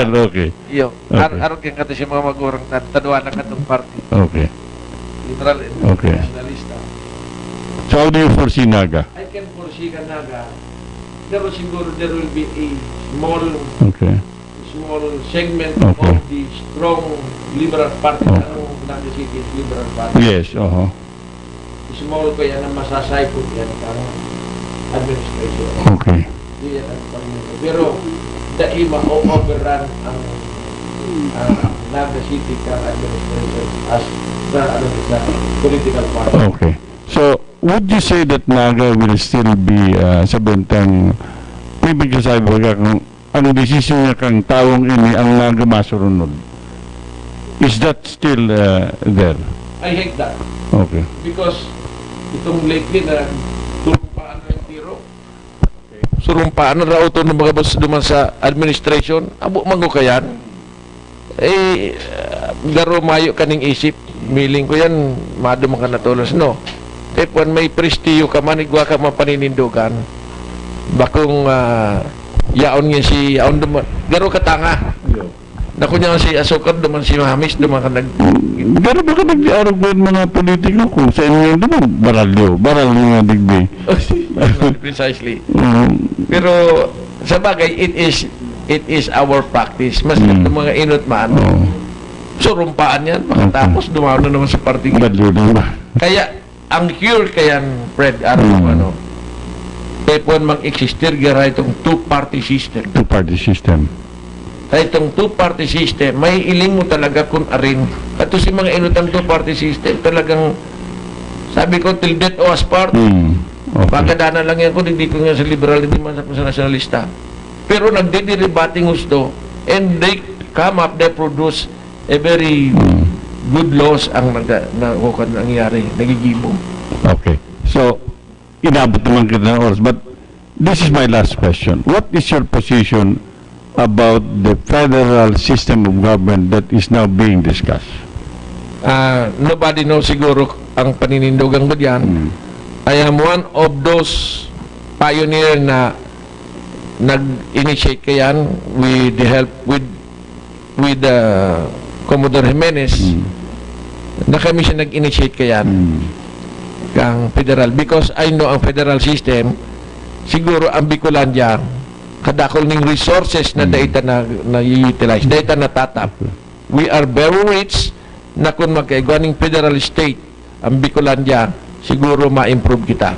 Pero ang mga nationally kaya igwaning mga areas wherein deprived of those yan mga resources ninda. Although yan makikure siguro because mag-augment na lang si mga sufficient siguro. Pero mas magayon magkaigwaning statehood talaga. Because orog sa police gusto ko magkaigwa kitang independent na local policeman siguro. Igwang national police may three layers yan na ang through the federalization igwaning local police that will be realized, that will be established. Right. Okay. Justice system kay puan human madali na ang kayanda. Okay. So pagmatig ko actually mapaman sabihin to ng pinaka final meet kay itong federal system. Kaya pag natin mag-uning pag-urulayan, aramon ta ang mga issues, taning lalo kitang makadecide kung what is best for us. Because the way I see it, there's really actually no definite sabihin ito ng itong formula, whatever you call it, na tuwang programa. There are so many ideas coming in, and I think it is important na pag-urulayan ito yan, tayo makakakita ng the best system that the Philippines should have.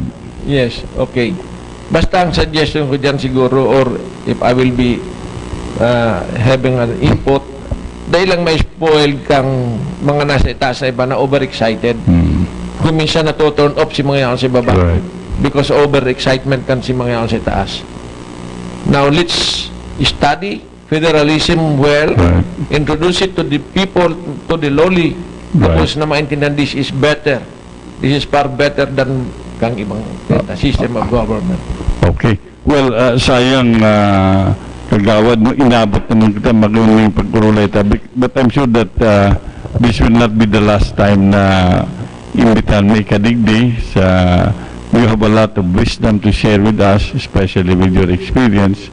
Pagmating walping manunodan ang sa tuyang mga viewers. So, anong mensahe mo yan sa gabos na Bicolanos na mga nagdadalan sa tuya, digdi sa Naga, and also sa Bicongani overseas, because ang sa mga programa is now on live streaming, no?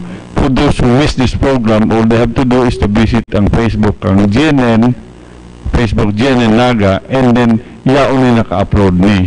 So mga day nakapun kang programa, bistaw ninda yan, madadalan ninda. So, ano ang mensahe mo sa inda? Yes. Alright, Fred. I must confess, I'm already 76 years old. I would tell Naga people from the locality, siya ang Tuya, siya mga somewhere naman sa Rayo. Siguro 2 decades from now, siguro baka dahil nakita, ang Naga maasinsong maray. Ang Naga, I would repeat, maasinsong maray. Because very industrious ang mga taga-Naga, saka maray ang isipan ninda. Bako kitang mga violenting tao, ang mga karakterista, mga friendly kita. We always welcome. Ang grabe ang satuyang hospitality. That is one factor na we can i-harness na yan, darahon na yan, i-cherish na, because that will be our instrument na come on kang ibang tao who are willing to migrate in our place. Now, migration will improve digdi sa tuya. Let's welcome them, because this is one factor that will improve our locality. 2 decades, I would say, mayo na kami, Naga City Asinso. Magpuruli kamo nga sa abroad, magpuruli kamo dito. You invest, you help us, because maasinso kita. Sa gabos kayan, Diyos mabalos sa endo. Pag daw, Fred, ayun na si Fred, bako niyo yung istran niyo sa kuya, he's my cousin. Mailing mo lang ang buhok, pari puti. Kaya, thank you very much. Hopefully, by the near future, yung ang pagyari ko sa programa mo na makashare kan sa kuya mo na experience, dikit na experience. Now, salamat. Diyos maray na banggi sa kapasendo. Okay, so with that, we'd like to thank our guest for tonight. I'm sure that you've learned a lot. Pinag-share niya ang experience niya, insights niya sa development, sa politics. So, I'm sure na sa mga nakadahog dyan, mga policy makers, will also take note kang mga pig-urulayan. We'd like to thank again our guests, and of course, we'd like to thank all of you there for watching Inside Bicol. Keep on watching Inside Bicol, and I'm sure that you will learn a lot. Latest developments digdi sa Bicol, especially digdi sa Naga. Thank you and good night. Thank you. Thank you. Thank you.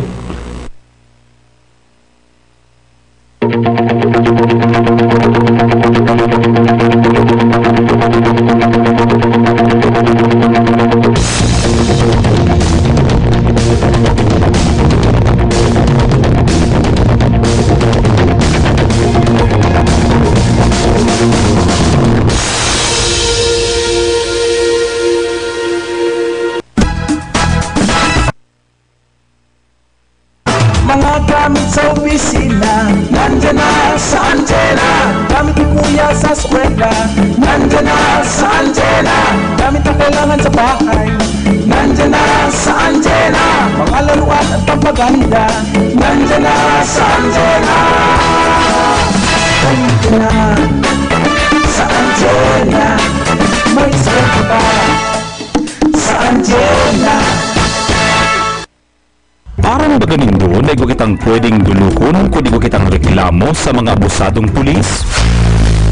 Yaon ng People's Law Enforcement Board o PLEB na binilog sa iraron kan Akta Republika 6975 as in 8551. Ang PLEB saro sa mga opisina na may kapangyarihan na danugon, resolbaran, asin desisyonan ang mga kaso administratibo na sinaangat kan si isay man na namamanwaan laban sa kapulisan na naglapas sa indang katungdan. Sa siyudad ng Naga, ang PLEB binibilog ni Attorney Mila Francia bilang chairperson, Attorney asing konsihala Miles Rugid Arroyo bilang vice chairperson, retirado koronel asin dating konsihal Jose Tuason, punong barangay Buboy Salva, dating punong barangay Antonio Amparado, asin konsihal Lito del Rosario bilang mga miyembros. Ang pulis dapat nagsiserbi asin nangangataman sa namamanwaan. Kung may sumbong, makipag-ulay sa PLEB, mag-upload o mag-text sa 0908-279-7619 o magbisita sa indang opisina na yaon sa City Hall. Naga City People's Law Enforcement Board para sa matanos na kapulisan, kasurog kan namamanwaan. Ang pagrundong na ini hatod sa Indo kan gobyerno lokal kan Naga sa pamamayo ni Alcalde John Bonga asin Vice Alcalde Nelson Ligasyon sa paagi kan city events, protocol and public information.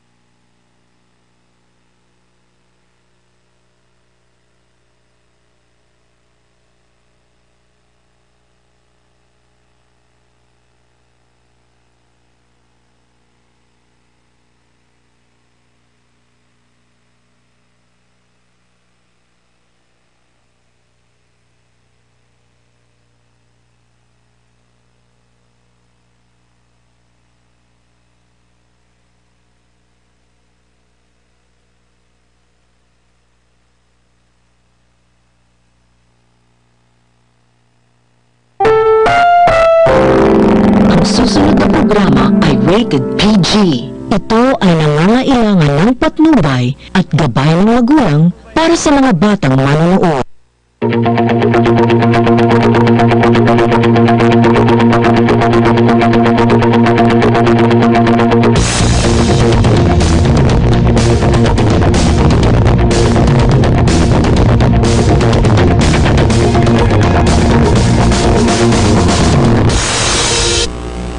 Good evening and welcome to our program here on Inside Bicol.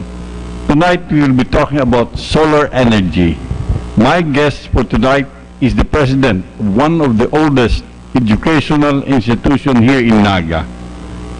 Mario Villanueva, Engineer Mario Villanueva, is also the president of the chairman of the Bicol Universities and College Athletic League. No, we'll also talk about sports. But let me first welcome our guest for tonight, Mario. Mario is a good friend of mine. We have the same advocacy on solar. Welcome, Mario, sa programa mo digdi sa GNN. Good evening, Fred. Thank you for inviting me, and it's my pleasure to be here with you. Okay. Alam mo, Mario, we are now seen worldwide because GNN is broadcasting live here in Naga. Yaong katadigdi sa PNB compound, no? But we're also being carried by cable companies. We're also seen on free-to-air TV on Channel 48, no? So, if you have a TV sets there within the broadcast area of Naga, all you have to do is to use your antenna and then tune in to 48. But lately, as I've said, we're now on live streaming. We have a strong signal, so we're seen worldwide, especially from Bicolados. Kaya I think a lot of them would be interested to know about the developments here in Bicol. But Mario, a lot of people are watching us, no, overseas. They want to know more. Who is Engineer Mario Villanueva? I'm the eldest grandson of the founder of Naga College Foundation, which is a 70-year-old educational institution in Naga City. And that I graduated from Mapua Institute of Technology and Engineering and my master's degree in business administration at the Philippine Christian University in Manila. Okay. Well, a lot of Bicolanos actually aram yan ang Naga College Foundation, no? Very much.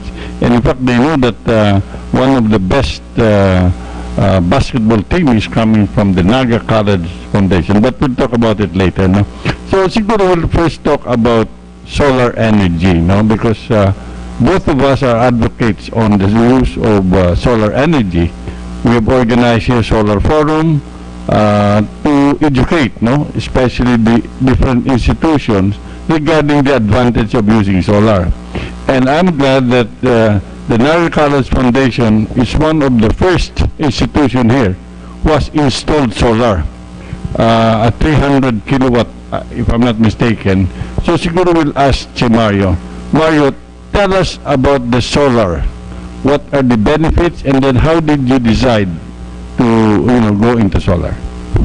My passion actually in solar energy started when I was with Integrated Microelectronics. That's one of the early semiconductor company in the Philippines, and I was sent to take a look at the solar energy technology as early as way back in 1980. But during that time, and that was in Israel, but during that time the cost was so exorbitant and expensive that I said at that time it will not fly that early. But I already predicted that soon the solar energy would be the energy that should be supplying power all over the world now, and indeed it happened already. This is now the time to invest in solar energy, because as we know, the source of solar power, solar energy is from the sun, and that's free, So you just have to convert the energy of the sun into electrical power, and there you go, And but the biggest really advocacy that I have here is to help our Mother Earth reduce the use of fossil energy, where, as we know, the environmental change is one of the big cause is the carbon emission being coming from power companies that uses fossil energy. And we have a clean energy, which is solar panel, and that's why when I became president of Naga College, is one of my first projects that I put into our institution. Not only to save cost, but at the same time help in the reduction of carbon emission and help save Mother Earth. Well, it's nice that Mario here has actually responded to the different calls for the use of renewable energy. Of course, for the information of our viewers, we have what is called as the renewable energy, which may come from solar, wind, water, biomass, and I guess they have decided to go on solar. Mario, tell us about, especially for our viewers here, paano itong solar how do you generate electricity here, especially sa mga Bicolanos, sa mga nagdadalan sa tuya? Paano yan? How does it operate?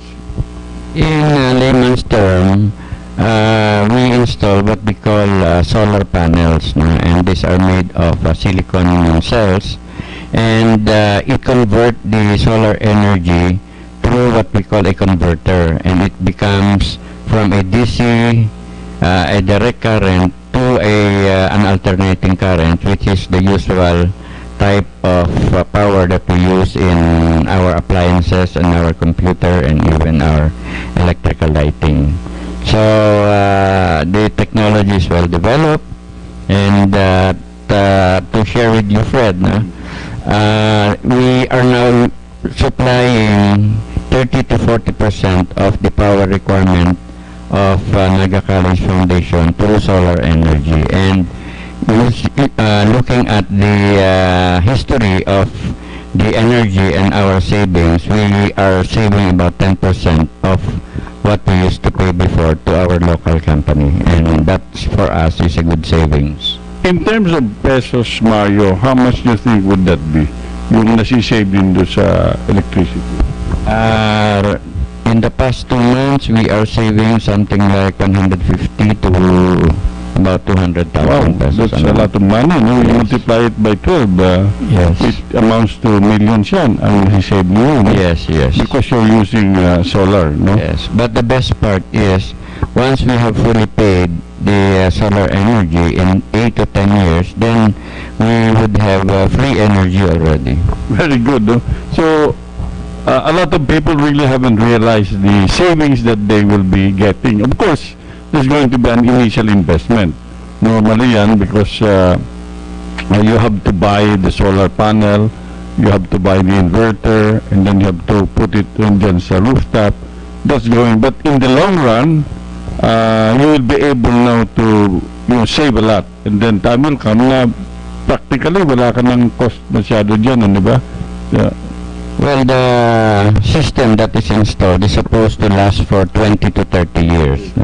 Although the efficiency will decline after 8 to 10 years, but at least you will still have free energy after 8 to 10 years. Right. Oh. Pero siguro dapat malaman kang mga nagdadalan sa tuya na what we're talking here is called yung hybrid, no? I mean, on-grid. Because there's this thing as a standalone, saka yung on-grid. When you say on-grid, you don't use battery. You use it for daytime, and then in the evening, you go to the electric co-op. That's correct. Okay, that's the system that we have. So in short, nakasave ka sa battery. And, it's expensive to, investing in battery. At the same time, to be maintaining. Yes. Kaya yan siguro ang dapat maintindihan. Well, at the same time, we don't need batteries because the nature of our educational institution, by 5 o'clock to 9 o'clock, there is less classes, so that there is less use of the regular power. So that if we have to invest addition for the battery, then the return would be a little bit longer. But it can be done, but we did not find it economical to invest further and have energy coming now from the battery that has been charged by the solar during daytime. Tama. So, tingin ko, this is very ideal sa mga opisina, sa mga schools na araw ang activities nila, no? That's correct. Especially for offices or educational institutions that uses a lot of air conditioning units. The very reason why we went into this, our basic education or bed, our elementary and high school, all classrooms of Naga College are air conditioned, and that jumped our energy cost monthly from 600. It became about 900,000 a month at the time before we went into solar energy. So you're telling me now that you are really benefiting from the solar energy that you have installed? Oh, absolutely, Fred. Yes. Okay. Yes. Now, the other thing siguro that maalaman kang mga tao is that there is such a thing as net metering. I don't know if Naga College is now enjoying that. Ang net metering is when you have excess power, you send it to the electric co-op, and then they will pay you for sending power to them. In your case, Mario, are you taking advantage of this? Is this now in place dyan sa Naga College? In our studies, it was not necessary because we are only supplying solar energy of about 30 to 40% of our consumption. So that if we would have excess power during weekends, we calculated that it's not going to be that much. Okay. So that we did not pursue going into a net metering or supplying, because if you are an institution or an organization that put in solar panels or solar energy, basically you are a producer of power. So that if your institution or your house or your building is not using it, it can go to the grid, and therefore you can ask the local company to buy the power that you are putting into the grid, thereby they are supplying it to their consumers. No? But we did not go into that anymore. Well, that's understandable because, as you said, it's just a small percentage of your total power consumption. But, Mario, sa may mga harong, especially dyan sa may mga residential, sometimes they would have excess power because kung minsan, may mga gayong gamit. What they do is that what they produce, they send it to the electric co-op, and then the electric co-op pays them. Kaya duman lang nakaka-agwasinda ng savings, at the same time si dahil na gamit binabayaran kang electric co-op. Yes. There are actually guidelines to that effect where if you are a producer of energy, then you can sell it to the local co-op. No? But as of late, our local company, our local power provider has not is not ready with regards to the guidelines of going into buying power from solar energy yet, no? So siguro isa yan na dapat gawin ng Kasureco to really promote the use of renewable energy, at the same time to have that net metering be available, because alam mo kasi ang iba nagsasabi na maybe Kasureco is a bit apprehensive because when you go solar, baka mawalaan sila ng customer, no? But sa tingin ko naman hindi. In fact, it would even help them because it would ease the power demand, the supply that they will have to be doing, no? Makakatabang pa nga yan sa inda. Ay, Fred, talagang makakatabang yan dahil as we know naman, ang source of power or supply, there are seasons na may shortage ng supply, and the users of solar energy right now, the power providers are also protected because there is also a limitation to the amount of solar energy that you can put in to your household or to your company, no? But still, I think that's the way to go. Just the other day, I was watching Africa. Africa is really building up so fast with regards to their solar energy because of the high cost of power in Africa. And I think the Philippines, or at least let's start in Bicol, let us be the first to start using solar energy. Alam mo, maganda yan dito sa Naga, for almost all the schools, hospitals, the supermarket will be using solar. Aside na magawin yan sa environment, it will also save on cost, dyan. Because alam ko dito, grabe na ang demand is really going up. That's why sometimes we experience brownout because hindi na kaya talagang masuplayan yan. So I think solar would be a good, a good project to pursue. Mario, siguro we also have to inform the public na regarding the acquisition of solar. In the forum that we had, there are actually three ways to avail of the solar. One is yung tatawag nilang outright purchase. In short, you buy. The other one is leasing.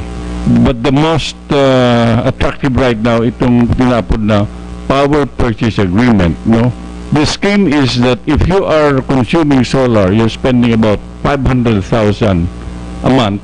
There are companies willing to invest in your institution. They provide everything. All you have to do is to pay them less than what you're paying sa electric co-op. So siguro dapat maaraman yan kang mga schools dito o let's say institution that there are companies willing to invest, willing to put in all the solar equipment, and then all you have to do is to pay the monthly consumption. Yes, it all depend on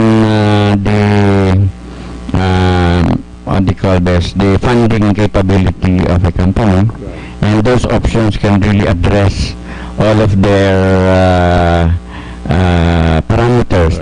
If you'd like to use your fund instead of buying one, then you can go on a leasing or on a bank borrowing, so you can pay for it. But if you go on a purchase agreement, you are depriving yourself of, after 10 years, ownership of the solar. So that means you just keep on buying. But at least you also have savings as long as you have the agreement in effect. Yeah. Kaya ako na-notice ko, a lot of them, when they finally would evaluate, they would ultimately make the decision to buy it. Sabi, bilhin ko na lang yan because alam ko na while I have invested initially, but in the long run, panalo ako. I agree. Yes. In fact, there are banking institutions that are really willing to lend for companies or individuals or household to use solar energy, and it's just a matter of the confidence among our users that solar energy is already fully developed. I think, Fred, I can only share na during our talks, our sharing, the biggest hindrance of why people still do not want to go into it, yung bagyo, kasi nakalagay ito sa mga bubong, nakatakot sila na baka pag nag-invest, bumagyo, tinangay yung solar, there goes their investment. But I can say that we are into that. You look at, of course, the structure. Even the supplier would look at where they would put their solar panels. Kasi sa atin naman, pag binagyo, baka after the bagyo, makita mo yung solar mo nandun sa bubong ng kapitbahay mo. Okay. Of course, siyempre, they will really have to look into the structure. They just don't put it because ayaw naman nila na ililipad yon. Ang sabi nga nila, if you talk about the solar panel, matibay yan. But if the whole bubong ang ililipad, wala na, hindi na problema nila yun. So, but I guess you're right na they will have to review, one will have to review the structural design of the roofing before they go into that.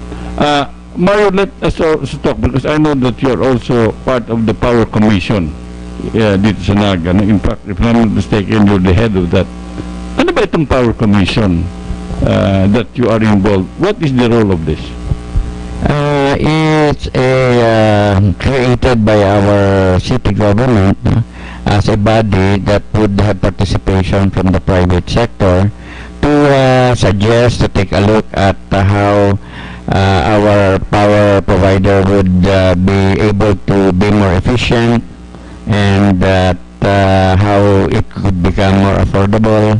So I think we're the second city that had this batas to create a power commission, and it's a very healthy organization, and I think it's one avenue where people can really help the local power provider also.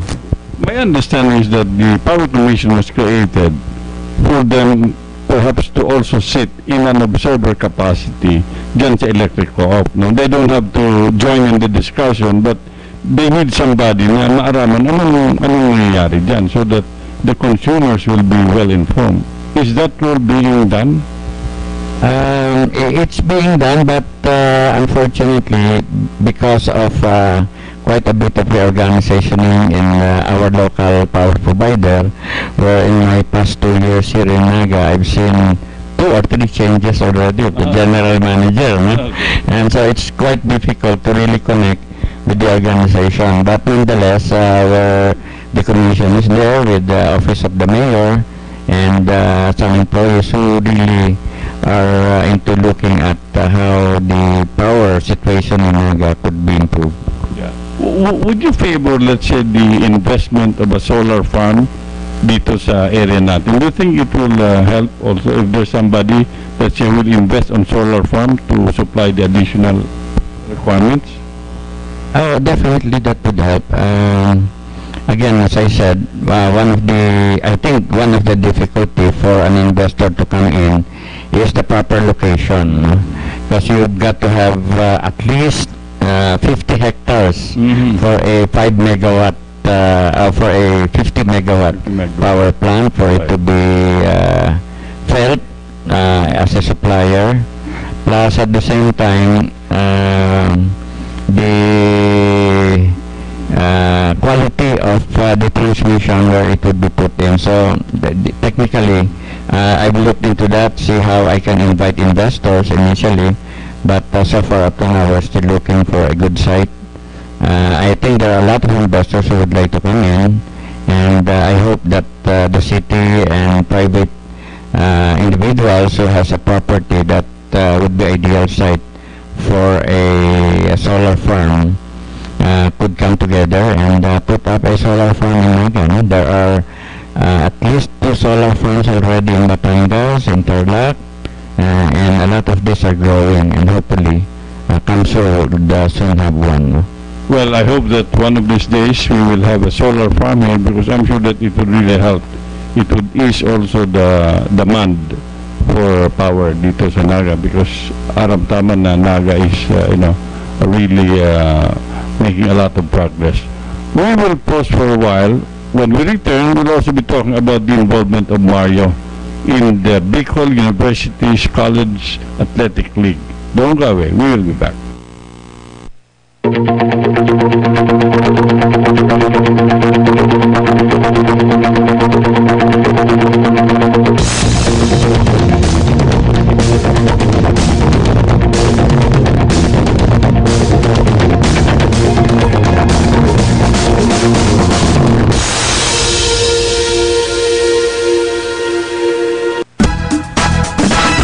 Mga gamit sa opisina, nandyan na sa antena. Gamit ni kuya sa eskwela, nandyan na sa antena. Gamit na kailangan sa bahay, nandyan na sa antena. Mga laruan at pampaganda, nandyan na sa antena.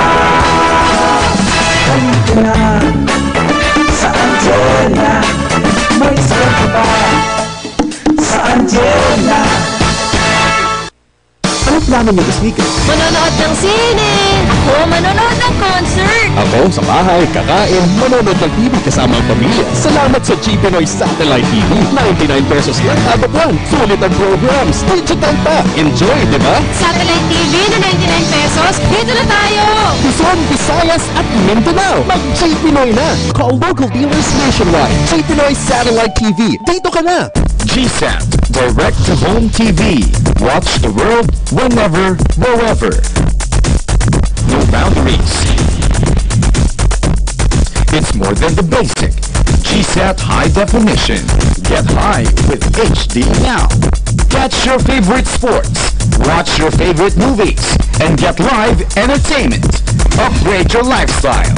Get digitalized with GSAT HD.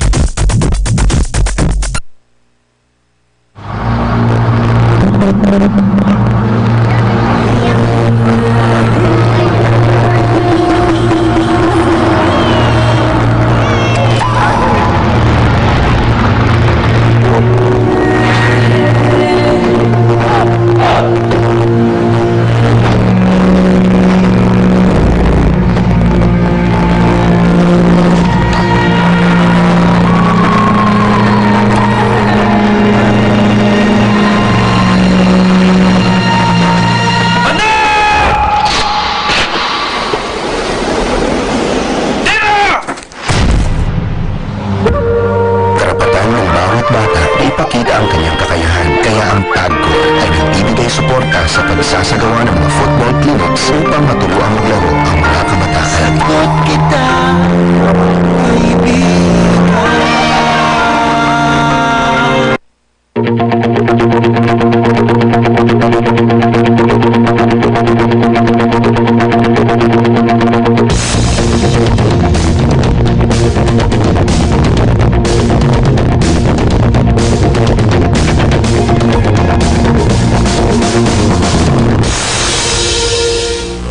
Okay, minabalik kita digdi sa programa kang GNN Inside Bicol, no? We are broadcasting the hali digdi sa PNB compound where GNN TV48 Naga is located. Nadadalan kami dyan sa TV sets nindo using your ordinary antenna because, you know, we are a free-to-air TV station. Gustong sabihin, mas isisay na may TV dyan, all you have to do is to tune in to Channel 48, madadalang kami. Of course, we're also being carried by the cable companies and they have assigned us on Channel 13, I understand, dyan sa Sky Cable, no? And also sa Caceres.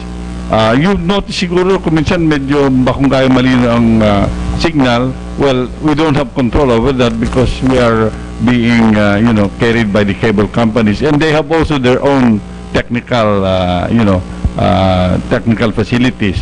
But I suggest that siguro you watch us on the internet because we're now seen live on the internet, no?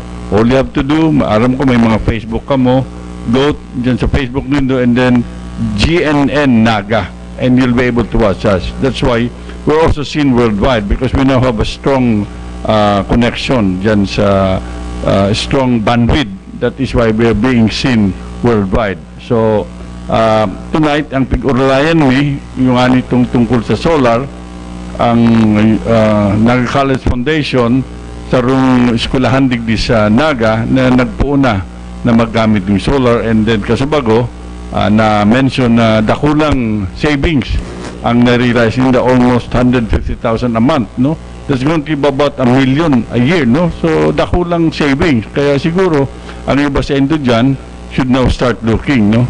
GNN is an advocate of solar, so you can also get in touch with us. We can refer you to some companies, no? Initially, ang dapat lang gibunin do is that you need to get your 1 year power consumption and also yung roofing. Because by knowing your roofing and also your 1 year power consumption monthly, makukompute dyan kung pirang solar panel ang pwede ilag sa let's say sa school mo, and then also how much you will save. That's going to be the initial thing that should be done. Then later on you decide na kung sisay ang supplier nindo. There are suppliers coming from the different countries like Japan, China, but I've noticed that most of the solar panels being used right now are coming from China, and they're quality because they produce almost all dito Southeast Asia made in China. So, but of course it's your decision whether you want to use made in China or made in the States. But my advice ko is initially what you can do is you get your 1 year monthly power consumption and then yung roof area. And then you can now compute nindo dyan kung how many solar panels that you'll install and then how much saving that you'll generate. So, I guess dapat we have seen na ang Naga College is, benefiting from it. So, siguro we have to start looking at it. Now, we will also talk about, Mario, let's talk about the Bicol University's College Athletic League, no? Ang ilingkod dito garo NCAA ni sa Manila na mga ibabang schools, they've organized themselves and then they have taken the initiative of having a regular competition. Tell us more about this athletic league that you have started. This Bicol Universities and Colleges Athletic League was started by 4 educational institutions here in Naga. That's Naga College, Ateneo de Naga, University of Santa Isabel, and University of Nueva Cáceres. So we thought of putting together, because we're one of the where our region, or Naga and Camarines Sur, do not have this athletic league that is being run by the schools themselves. We actually have competitions being run by the city. In fact, a competition is now ongoing with the Intercity, the Inter-Naga City Collegiate Basketball League, and this is recognized by the Philippine Collegiate Champions League, no? And we are playing on this. But aside from that, before this the Naga City Intercollegiate League, we decided to put up a competition or a league that is being run by the school organizations, which we started. And this year, we started with basketball, the varsity, and the senior high school basketball competition, joined by two other schools, one which is Mariners, and the other is Mariners and UNC, Mariners, Ateneo de Naga, USI, yes. Okay. So, primarily it's confined muna digdi sa Naga Palan. Doon po, may nagbali din na taga Legazpi, which they joined the Juniors League, no, senior high school basketball competition. Okay, so normally sa inyo nagkakawat? Itong year nito, since wala yung ating JMR Coliseum, we played in Ateneo de Naga Gym and the University of Nueva Cáceres Gym. Ano yan? Seniors and juniors ang category? Yes, we started with the juniors and seniors basketball. Currently ongoing is the women's volleyball, and we will start the women's basketball on November 19, at the same time that the women's volleyball is also going. The competition is also going. Ilang season na ba yan? How many seasons? This is the first season. This is the first season. Yes. So, umpisa pa lang pala itong yes, it's newly formed, so this is our first year. Okay. Ano bang, if there's other schools who'd like also to join, yes. Ano bang criteria yan, or what are some of the requirements? We already, in fact, after our first season in varsity and juniors basketball, we already have a lot of schools calling us, as far as even Sorsogon and Albay, and even Camarines Norte, would probably be joining us in next year's basketball league. And the only criteria is that you are recognized private or public college or university in the Bicol region. Alam mo, maganda yan, because I'm sure that yung mga players natin will have the chance to be discovered, and then later on they'll be playing sa Manila. Siguro ang mga magandang chance, no? That's our dream, to be able to produce a Bicolano basketball player that would eventually be playing in PBA, no? In fact, recently, the recent PBA rookie draft, there are two players that came from Bicol, no? One is from University of Nueva Cáceres, and I think the other one is from CCDI in Sorsogon. I see. So I think we're getting there. The Bicolanos are getting bigger, and alam naman natin, basketball is a game of height and weight, no? But I think the Bicolanos are now starting to, aside from the speed, they're now starting to become bigger and taller. Aside from basketball and volleyball, di ba? Ito yung unang other sports that you plan to also organize and then be part of the program? It came across our board meeting that we would like to look at swimming, and probably football, and that we'll see if we can expand into like taekwondo and some other sports, popular sports, where we can really develop the skills of our students. But most of all, one of the very reasons why we also binded together as universities and colleges, so that we can really be formulating guidelines that the athletes should also have good educational standing. Para mabantayan not only their athletic prowess, but also continue with their studies, and that's our strict guideline. So maganda pala, no? It's not just sports, but at the same time you're introducing right attitude, especially din sa pag-aaral siguro, no? Yes, that's why kung merong finals, kung may mga exams, then we don't schedule any games, no?